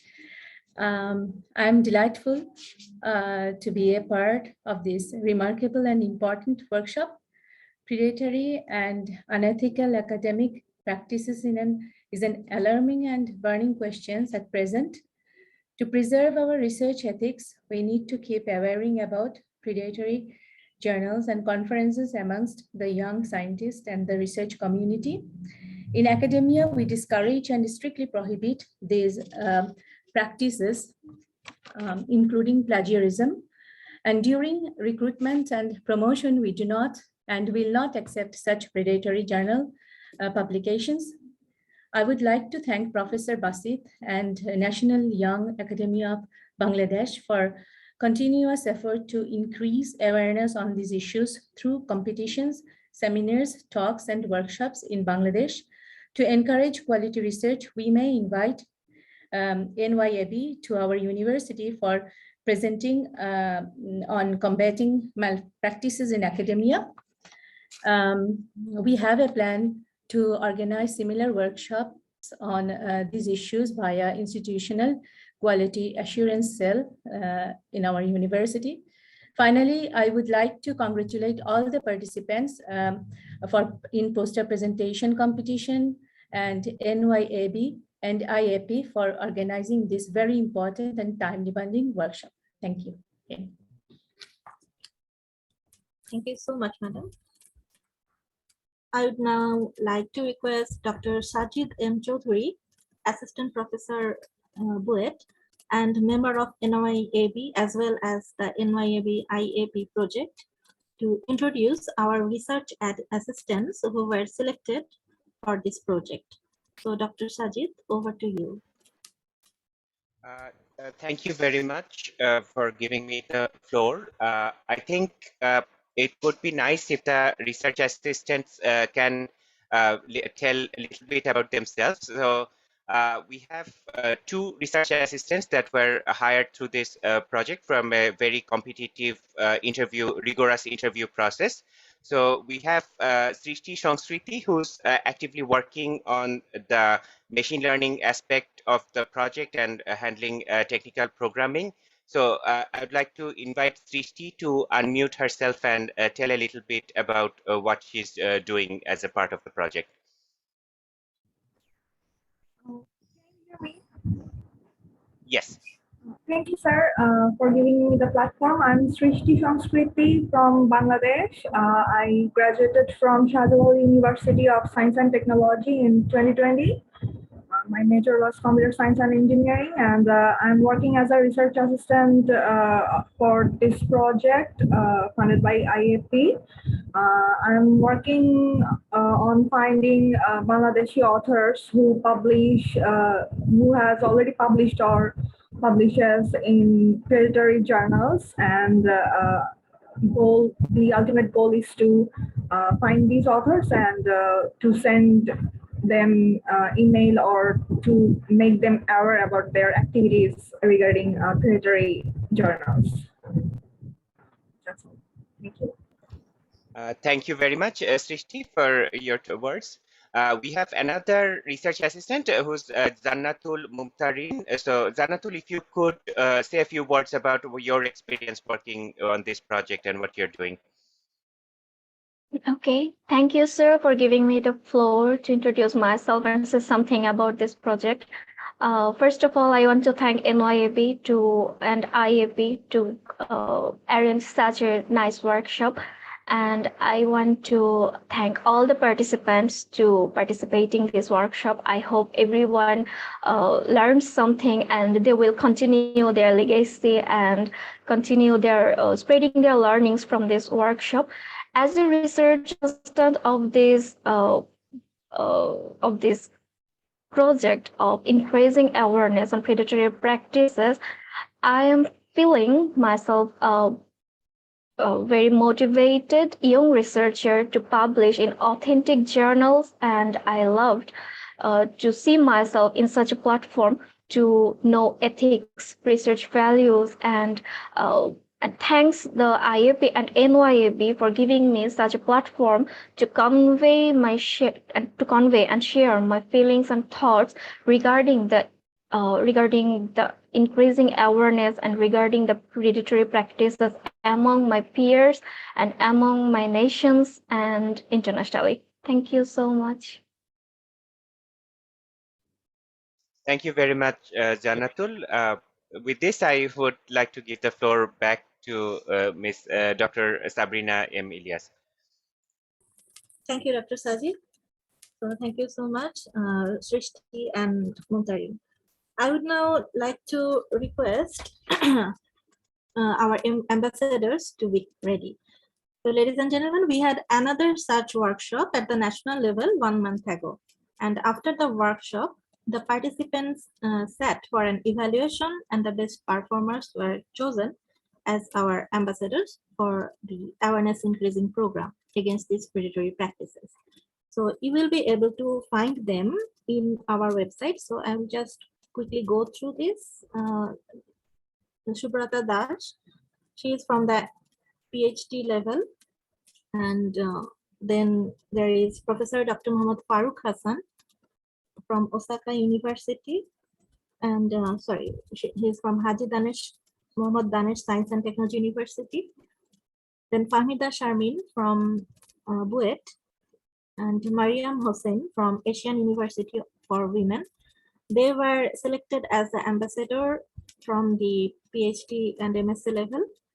And from the BSc level or undergrad level, we had Muhammad Tanvirul Islam from Bangladesh University of Engineering and Technology. Then Himel Shaha from Buet, EEE. Humayun Ahmed from Buet, and Rubaiyat Jalal from Buet as well. So congratulations to all of you for being selected as our ambassador. And I will now request Ms. Subrata Das to express her feeling about this issue. Subrata, over to you. No, we cannot hear you. Just keep it on mute.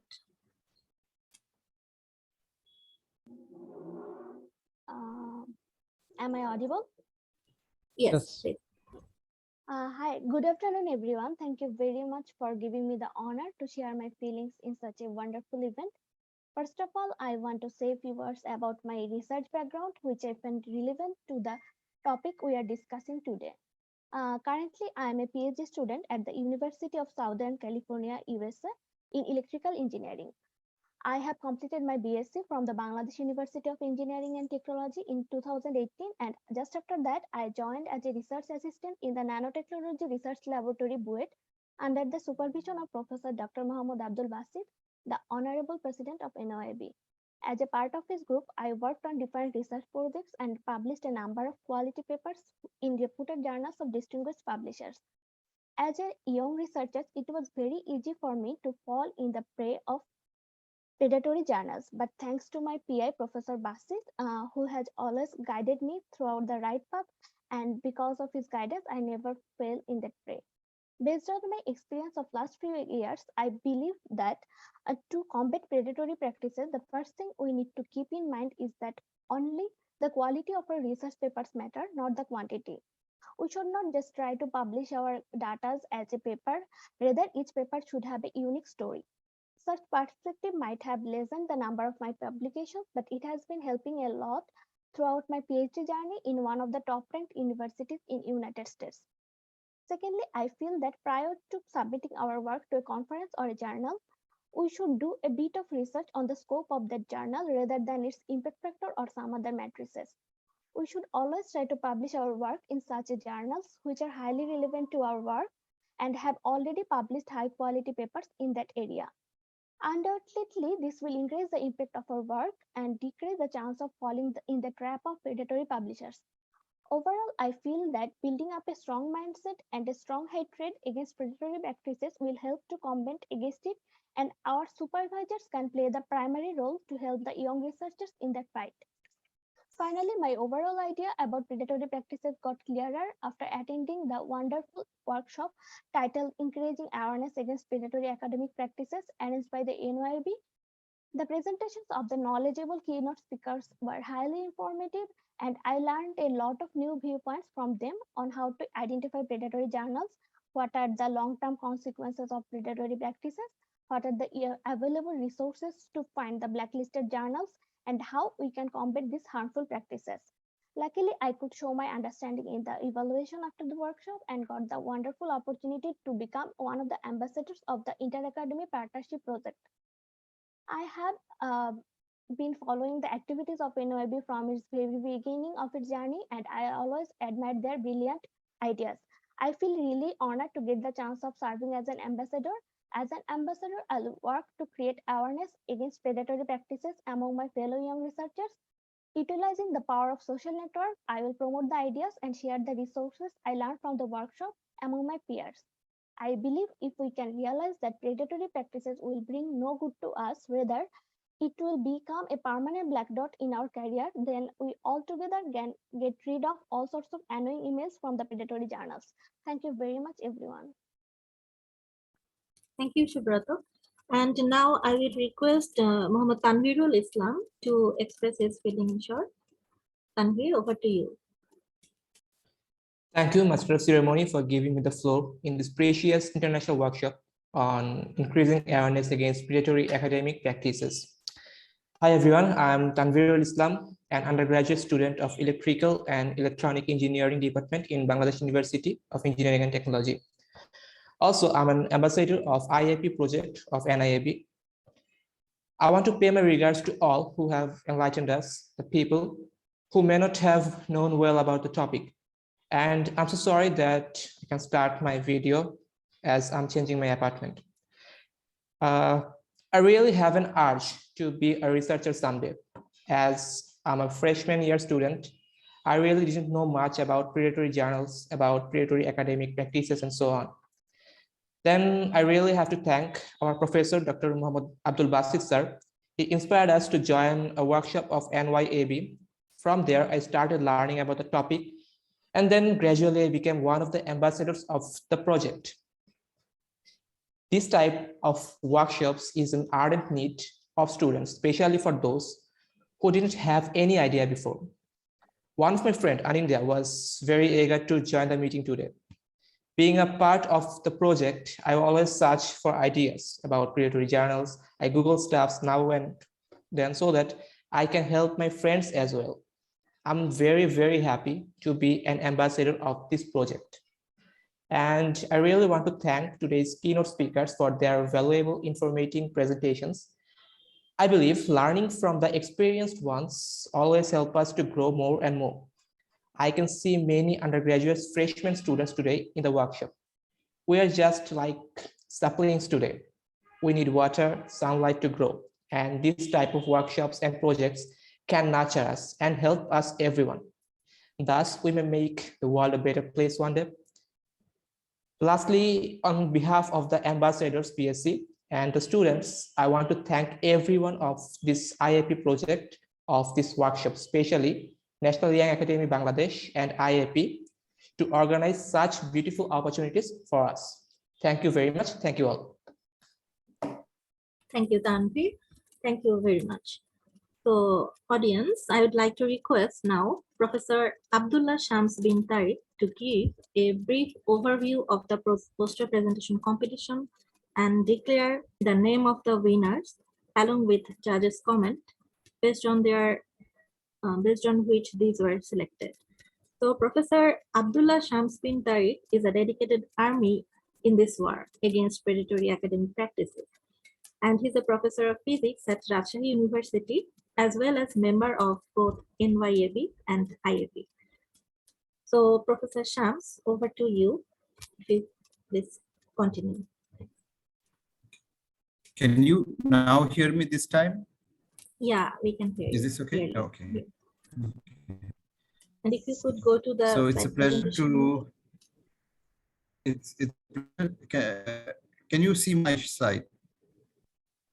Yeah, we can see the PowerPoint. Yes. Okay. So first of all, it's my pleasure to announce the winners today. First of all, I would like to mention 18 submissions, and they were from Sri Lanka. There was besides Bangladesh, there were submissions from Sri Lanka and USA. I think if we had a little bit more time, perhaps we could have got more, but still it is very encouraging that we got 18, and all of them were quite good submissions. 3 judges from different generations. This was another issue that NYAB did very well. They chose 3 judges from different age groups to make sure that the perspectives of different age groups were met through the posters.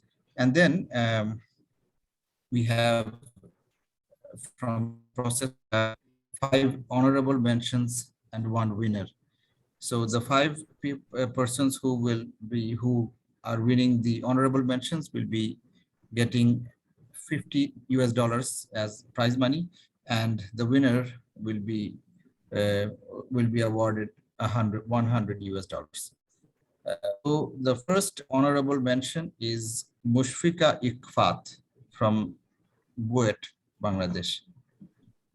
The second honorable mention, I mean, I am going in reverse order. So so this is actually the 5th honorable mention is Mushfika Ikfat.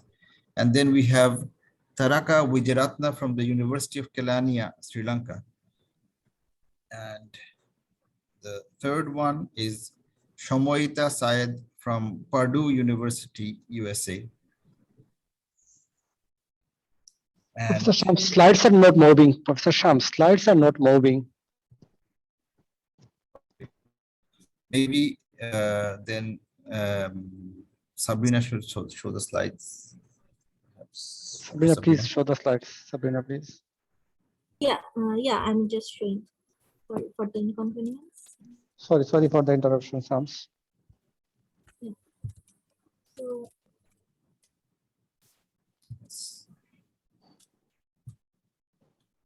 so I think we are here then. Yes. Yeah, Professor Shams, please continue. Yes. So this is the 4th honorable mention, Taraka Wijaratna from the University of Kelaniya, Sri Lanka, and then Shomoita Syed, the 3rd honorable mention from Purdue University, USA. Then the 2nd honorable mention is Shobhan Chakraborty from the University of Dhaka, Bangladesh. And the 1st honorable mention is W.D. Gayangi Nawanjana Pereira from the University of Colombo, Sri Lanka. So we have quite a good mix of nationalities in our prize winners. I would like to congratulate all the honorable mentions. Before going on to announce the winner, I would like to read out some of the comments of our judges about the winning presentation. Judge 1 writes, the poster is comprehensive and well illustrated. It has contents for new as well as for experienced researchers. The presentation is unique and shows the author's creativity. Key aspects of predatory practices are very well organized and presented. The second judge writes that this is the best one because all the information about increasing awareness against predatory practices in academia are presented very neatly and in a unique way. The third judge writes, I admire both the content and innovative presentation of this poster. One can easily get an overall idea of predatory practices by looking at the cartoons of the poster. For further reference, the bullet points will be really helpful. The recommendations and suggestions have made this poster different from the others.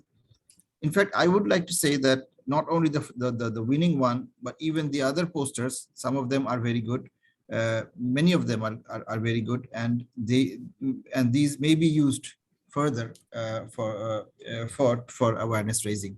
So now it's time to announce the name of the winner, and the winner is Fahmida Sharmin from the Bangladesh University of Engineering and Technology, BUET. So the next slide, please. So I'd like to, okay, I would like to just thank, that's all. I would like to thank all the participants for your participation. There were quite a few others that were good, and that it was not easy to judge the best ones.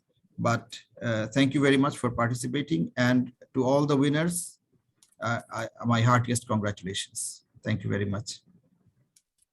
Thank you very much, Professor Shams. May I now request the honorable mentions to just quickly go through their poster, which I'm going to present here. I mean, I'm going to display here, and you can just present. So I will call now at first Ms. Mushrika Chaudhuri.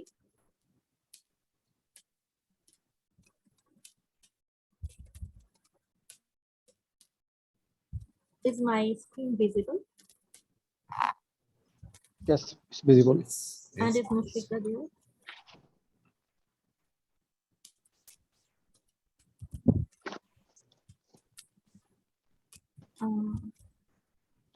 Are you there, Mushrika?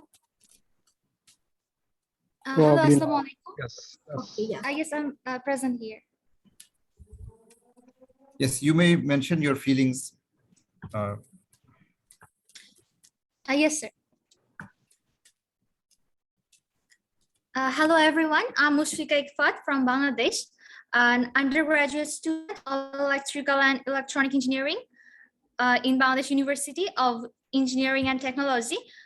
This workshop has been greatly impactful because before this workshop, I had hardly had any idea about what does predatory academic practices actually mean.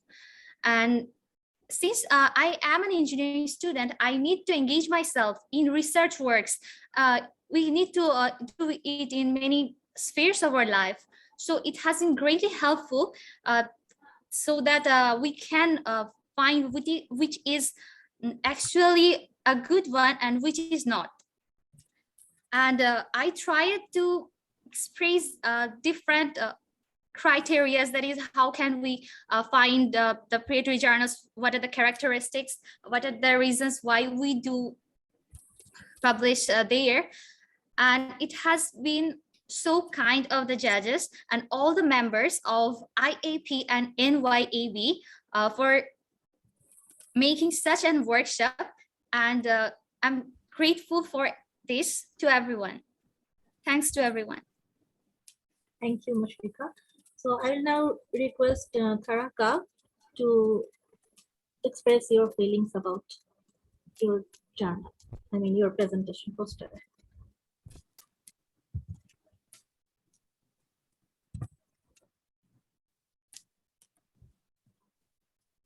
Taraka, are you there? From Sri Lanka. Taraka Wijayaratna, are you here? I think. Okay, we will just show the poster, perhaps. Poster. Professor Shams, Dr. Tilani said that there is electricity problem in Sri Lanka. Oh, yeah, there's a power cut going on, so maybe that's why he's not joining. The poster. It's a very nice and neat one. Okay, so should we proceed to the next one? Yes, please. Mr. Shamoita Said. Shamoita Said. I'll just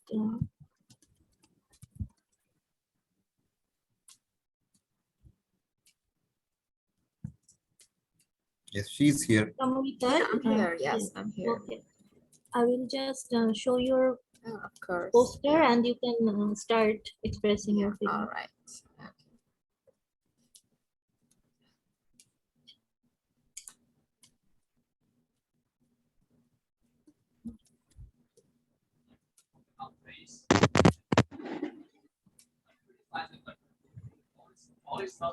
Shamoita, you can start. I can't see the screen actually.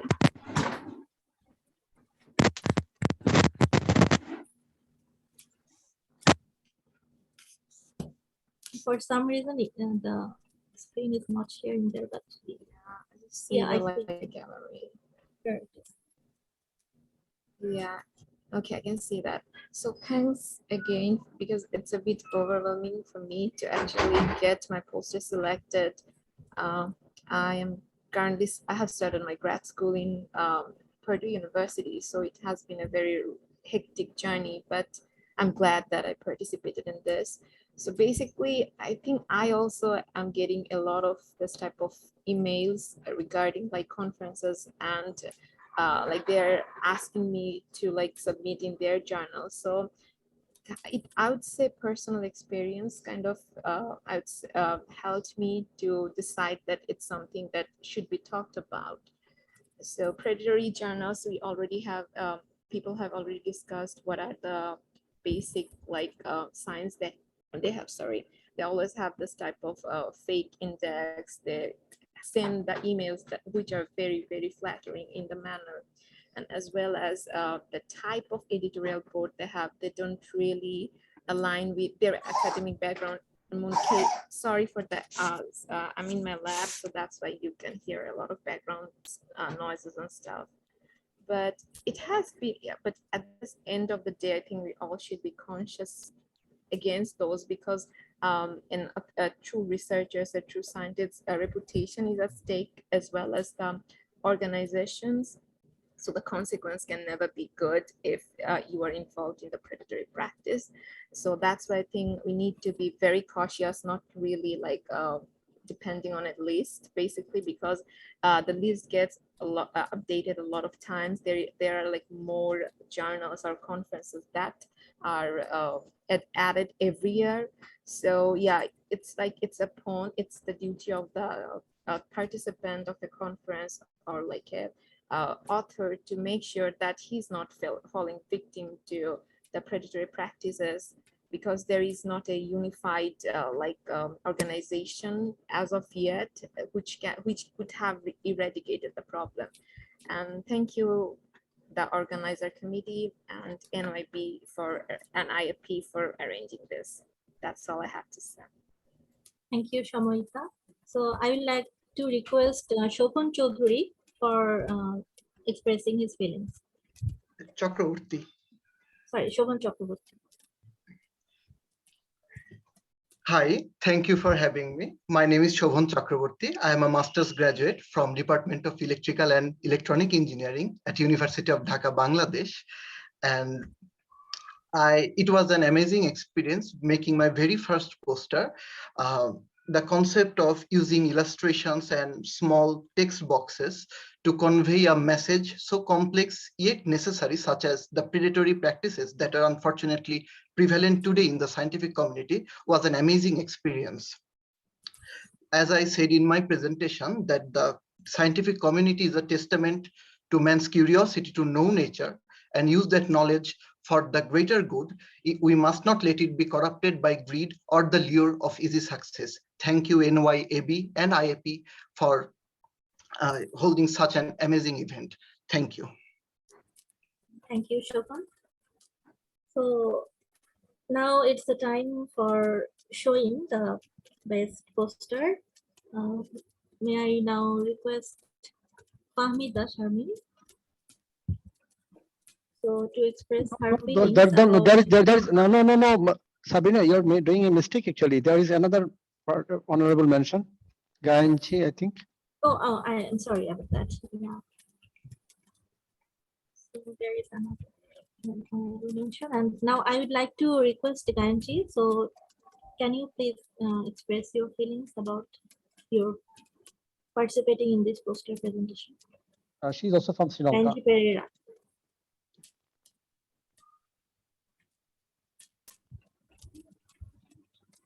This is her. Hello everyone. I'm Gangi Pereira from University of Colombo, Sri Lanka. I think I'm audible. Yes, you are. Yes. I'm currently a final year undergraduate in Faculty of Science. Through this poster presentation, I learned a lot myself. So I have to thank NYAB and IAP for giving us this opportunity. And I also like to thank my dear supervisor, Dr. Tirini Pereira, for motivating me to participate in this competition.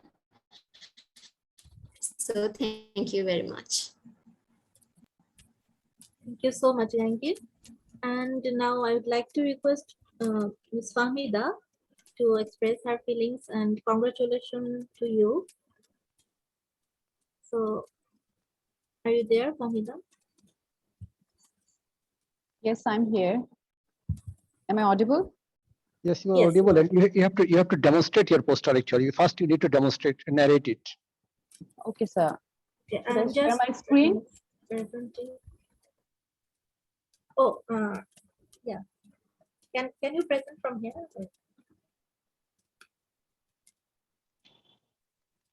Do you want to? I want to share my screen, please. yourself? Yes, I want to share my screen. Okay. May I? Yeah, Yes, sure. yes. Yeah, thank you.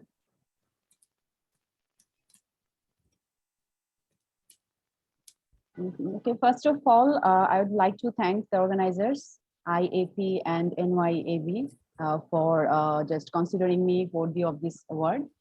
It was a very good experience, actually. And thanks to my supervisor, Professor Dr. Muhammad Abdul Basit.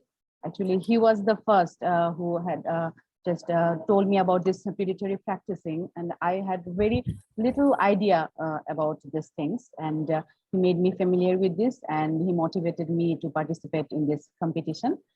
So here is the poster.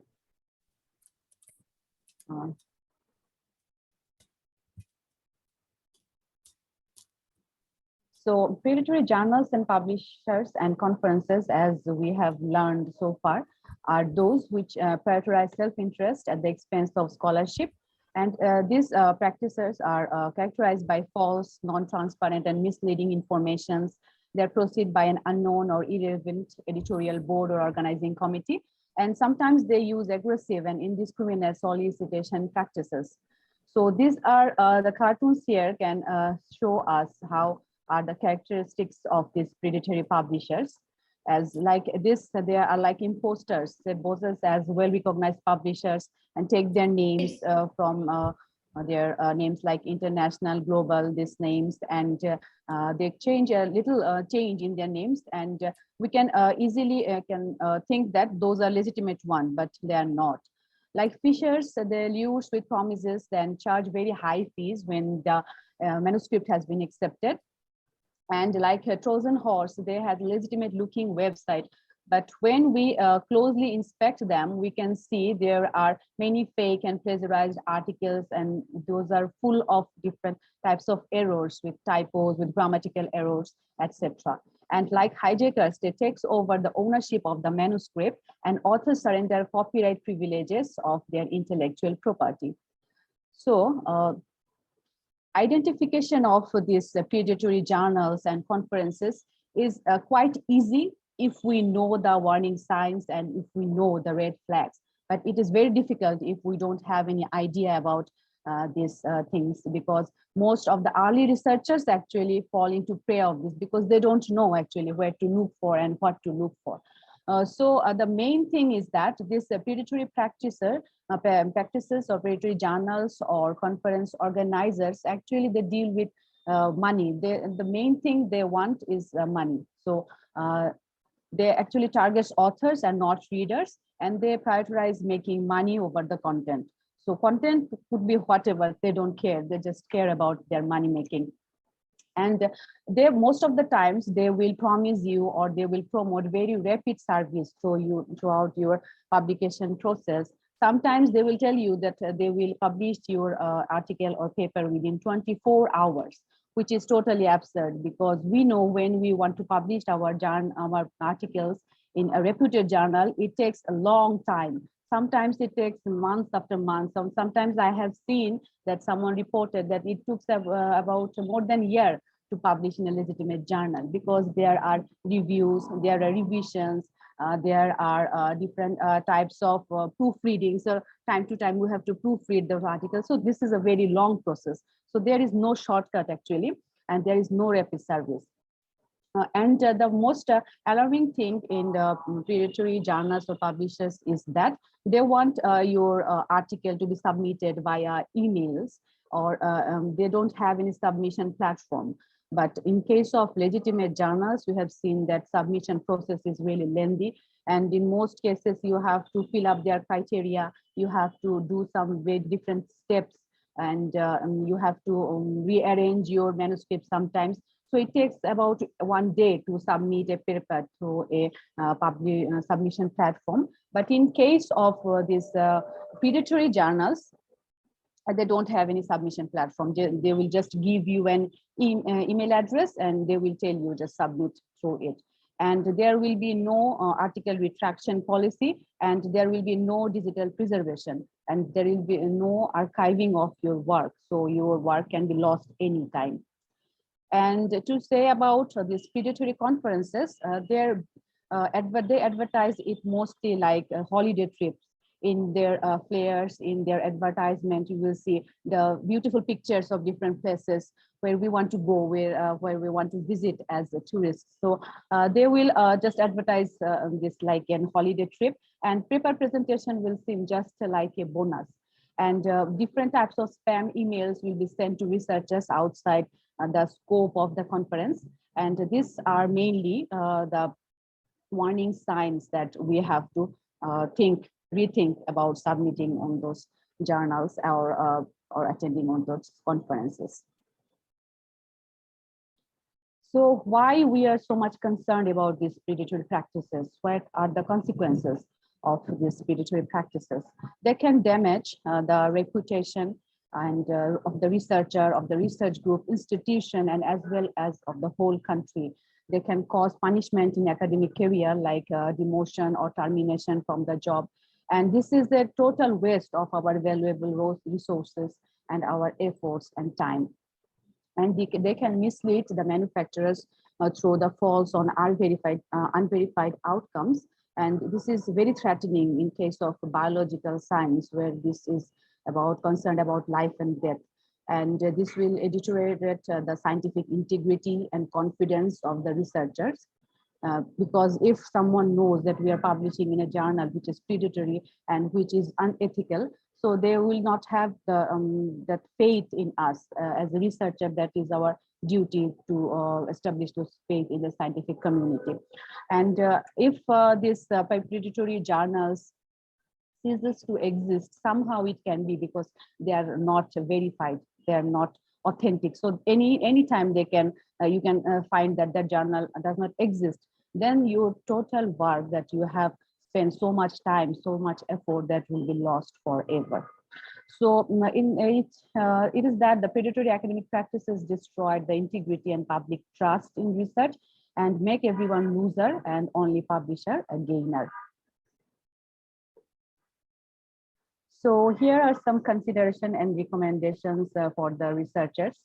And in this picture, it clearly demonstrates that road towards the publishing in a predatory journal is so smooth, so easy, so peaceful, because there is no peer review. It is easy, it is very fast. But in case of legitimate journals, the path towards publishing in a very reputed journal, it is very challenging actually, because there are peer reviews, there will be revisions, and after revisions and after giving you a revised manuscript, sometimes that can get rejected. So it is a very hard way actually, but we know after this hardship, if our work can be recognized and our work can be published in such journals, that will be a wonderful reward, and it will be worth of this hard work actually. So before submitting a manuscript, a researcher may search whether their selected journal is legitimate or not. They can take help from this journal indexing agencies. Index journals are legitimate and published quality contents and maintain peer review standards. And here are few reliable journal indexing agencies like Scopus, PubMed, Clarivate Analytics, and Web of Science. And here are few of some reliable publishers: American Physical Society, American Chemical Society, Oxford University Press, IEEE, Nature, Science. And these are some sites which can help you, like Think, Check, Submit, and Think, Check, Attend, where you can, there is a checklist and whether you can check whether which conference you should attend or not, and where to submit or not. And you can also search the recommendations by Committee of Public Ethics, Open Access Scholarly Publishers Association, the Directory of Open Access Journals. And you can check the Bell's list, and when anyone can check author aid info. So all of these lists are there to help the researchers to guide through the submission process. But this is not 100% authentic and 100% dependable, because it is changing day by day, time to time. There are new things that coming on. So what you have to do, you have to have a big knowledge about these predatory practices. You have to develop those things inside you. So you can make the judgment yourself. You can decide where to submit, which and where to attend or not. This should come from inside you, and it will. And this knowledge about predatory practices will give you those instincts. So it's really up to you what you should do. So last but not least, I would like to mention that awareness creation against predatory practices should be continued like we are doing now. And recommended promotion policies should be amended so that articles published in predatory journals are not considered. Quality should override quantity during the evolution. And as I have said, we should develop a nose for detecting suspicious activity, and it should be developed so that we can wisely decide where to submit and which to attend, like this or not this. So that's all. That's what I have to say. Thank you very much again for your patience hearing. Okay. Thank you, Ms. Hamida Sharmin, for your very nice presentation. And congratulations again to all the winners. Please be informed that the poster honorable mention and the winners are also be the ambassador of our project for creating this awareness and increasing the awareness. So Professor Anna Maria and Dr. Tracy, may I request you to make any comments for the poster presenters, please. Professor Anna. Yes. Well, thank you very much. It was wonderful to see these posters. I join you in congratulating the winners, and they have done a wonderful job. But I also would like to congratulate the organizers of this competition, because I think it was an excellent idea, really, to have this competition. You have not just the products, but the process itself was surely very enlightening. So it is good now that you have this material. We have little time, but I would like to just make two comments. One on the first one, the one presented by Nirina. I think it was very important for her to point out this issue about international versus national journals. No, those so-called international journals that are produced somewhere in some country, because they are always produced in one country, no? And they're called international just because that makes them more attractive to authors, but they are not more international than some which are called national. And in fact, I think in every country we have strong reasons to produce journals. Not only in a few countries, everywhere we should produce journals, and good quality journals. Of course, that depends on whether we have good science that can be published in those journals, because the quality of the journals in the first instance depends on the quality of the science that is published in them. So that is why science funding and this good science infrastructure is needed in each and every country. And then on the stressing quality over quantity, which all you can see in all posters, I think is very, very important, that the predatory practices are not limited to journals also. We are here focusing on journals and also mentioning conferences, but predatory practices can be found in all parts of the science process, of the research and publication process. And finally, on the last poster, Famida included some of the so-called reliable, she calls them reliable indexing and agencies and publishers. But as she then later said, they are not 100% reliable or dependable. And this is very important, not just because we have to be careful, but we have to raise awareness about this not 100% reliability. This is why it is so important to apply one's own criterion. And I would suggest that on this, the winning poster, where these so-called reliable indexing agencies and publishers are mentioned, a note is included to say that not all of them are 100% reliable, but there is the landscape is moving and one has to apply one's own criterion. I think that would complete the message in the poster in the right direction. So thank you very much for this opportunity and congratulations once more. Dr. Tracy, you have something to say. Dr. Tracy, you have something to say? No, sorry, I have nothing more to add. Anna Maria has summed it up beautifully. They're terrific posters, but I think qualifying that last point that Anna Maria makes is absolutely right. So well done, everybody. Brilliant. Okay, thank you very much. So dear audience, we are at the end of our today's program. So may I now request Dr. Moinul Hussain, who is a project leader of this NYAB-IAP project, to deliver the closing remarks. Dr. Moinul. Okay, thank you, Dr. Sabrina Elias. It's been a pleasure for the last couple of hours or so. And I've been listening to the talks from Tracy and Anna. And we have, including myself, we have learned a lot from our presentations and talks today. And my heartiest congratulations to the honorary mentions and the winner of the poster competition. And thanks to all the participants and the members of NYAB who have joined us today. And special thanks to the participants from the neighboring young academies from India, Nepal, and Sri Lanka.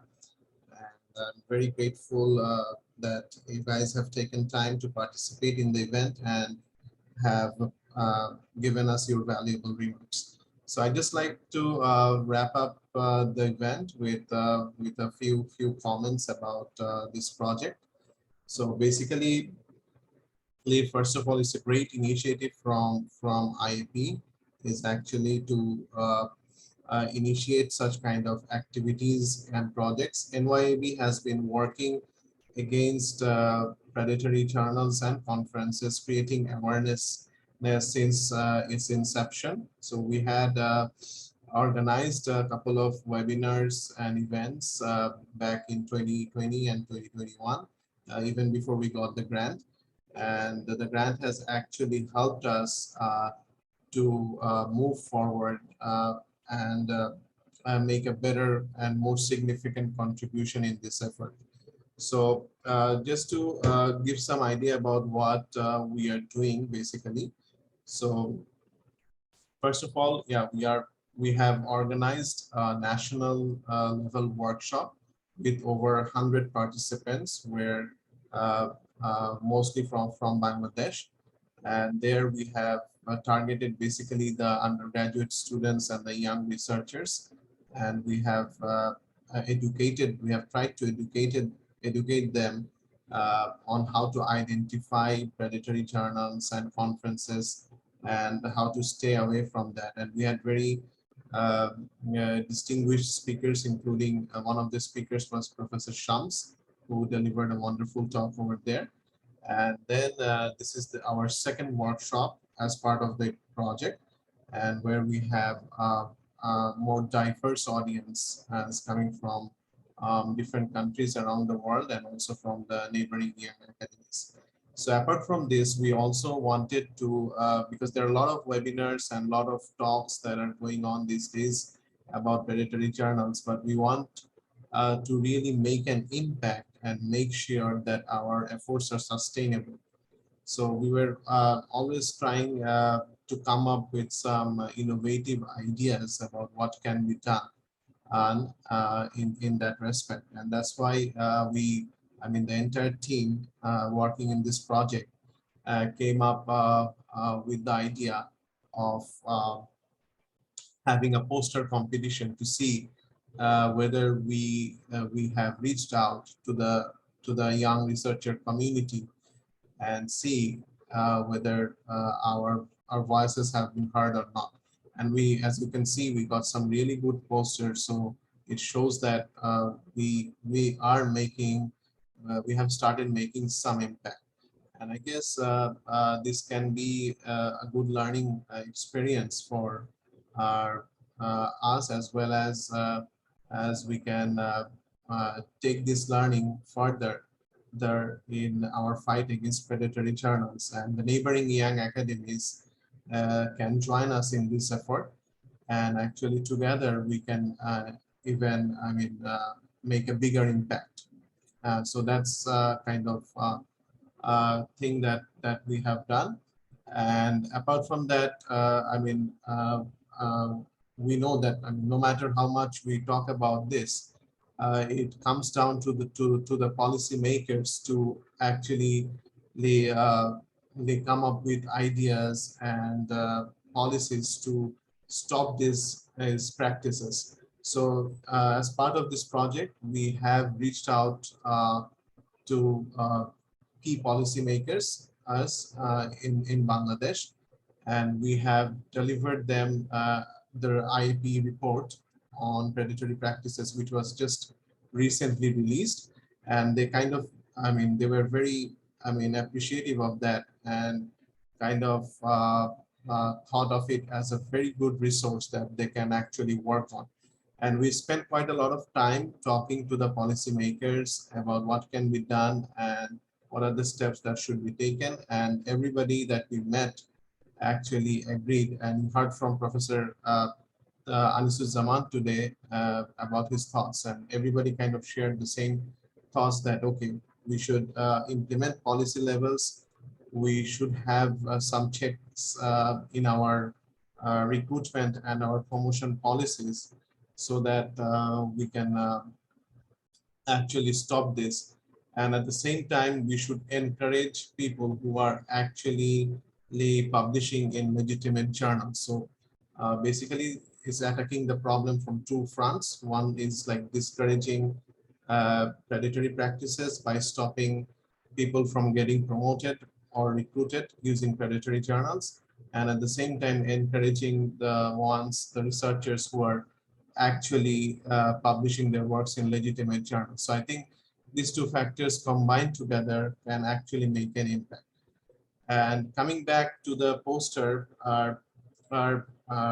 that you have, posters that you have seen today, we have plans to actually print them out and actually distribute it across several universities in the country. And we are also going to share that in our website, so that anyone can download it from there, and also share it with our neighboring young academies, so that they can distribute them across their across the different universities in their countries. And if we kind of like print them out and then just hang them in the hallway, so that students, researchers who are walking past that, they take a look at it, and that way we can actually have a better and outreach in this thing. So last but not the least is that we are also, as I told, that the team is actually working hard to come up with new ideas all the time. And one of the things we actually were thinking about is to develop an automated tool. And we're trying to do that for Bangladesh right now, but this can be rolled out to I mean, the other countries as well. So we are basically using some automation algorithms to actually track down the track down the researchers who have published in predatory journals. So most of the cases we have found that they were not aware. So they're kind of published in one predatory journal and they keep on publishing there again and again. So we kind of want to track this down because these are online. And then we send an automated message to them, alerting them about, I mean, just sending them a warning saying that, okay, this is a predatory journal. Please be careful, stay away from it. So this is still a work in progress, and we hope that we can actually make an impact through this as well.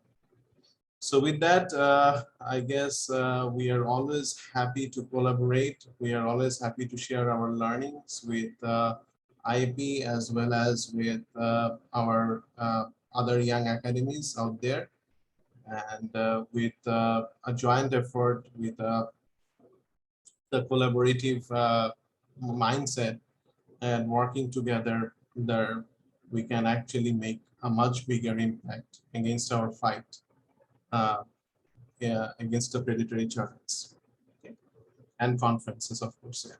So with that, I'd like to thank everybody for joining us today. And thank you, especially again, thank you, Tracy. You have been wonderful helping us with the project. And I mean, I would like to thank also Anna for your wonderful presentation and comments. Thank you everybody. Thanks everyone, it's been a pleasure. Thank you. Thank you, Dr. Maya. So with this talk, with this note, I'm just announcing the end of this program. Thank you, everyone. See you all. Thank you. Thanks, everyone. Good night. Thank you.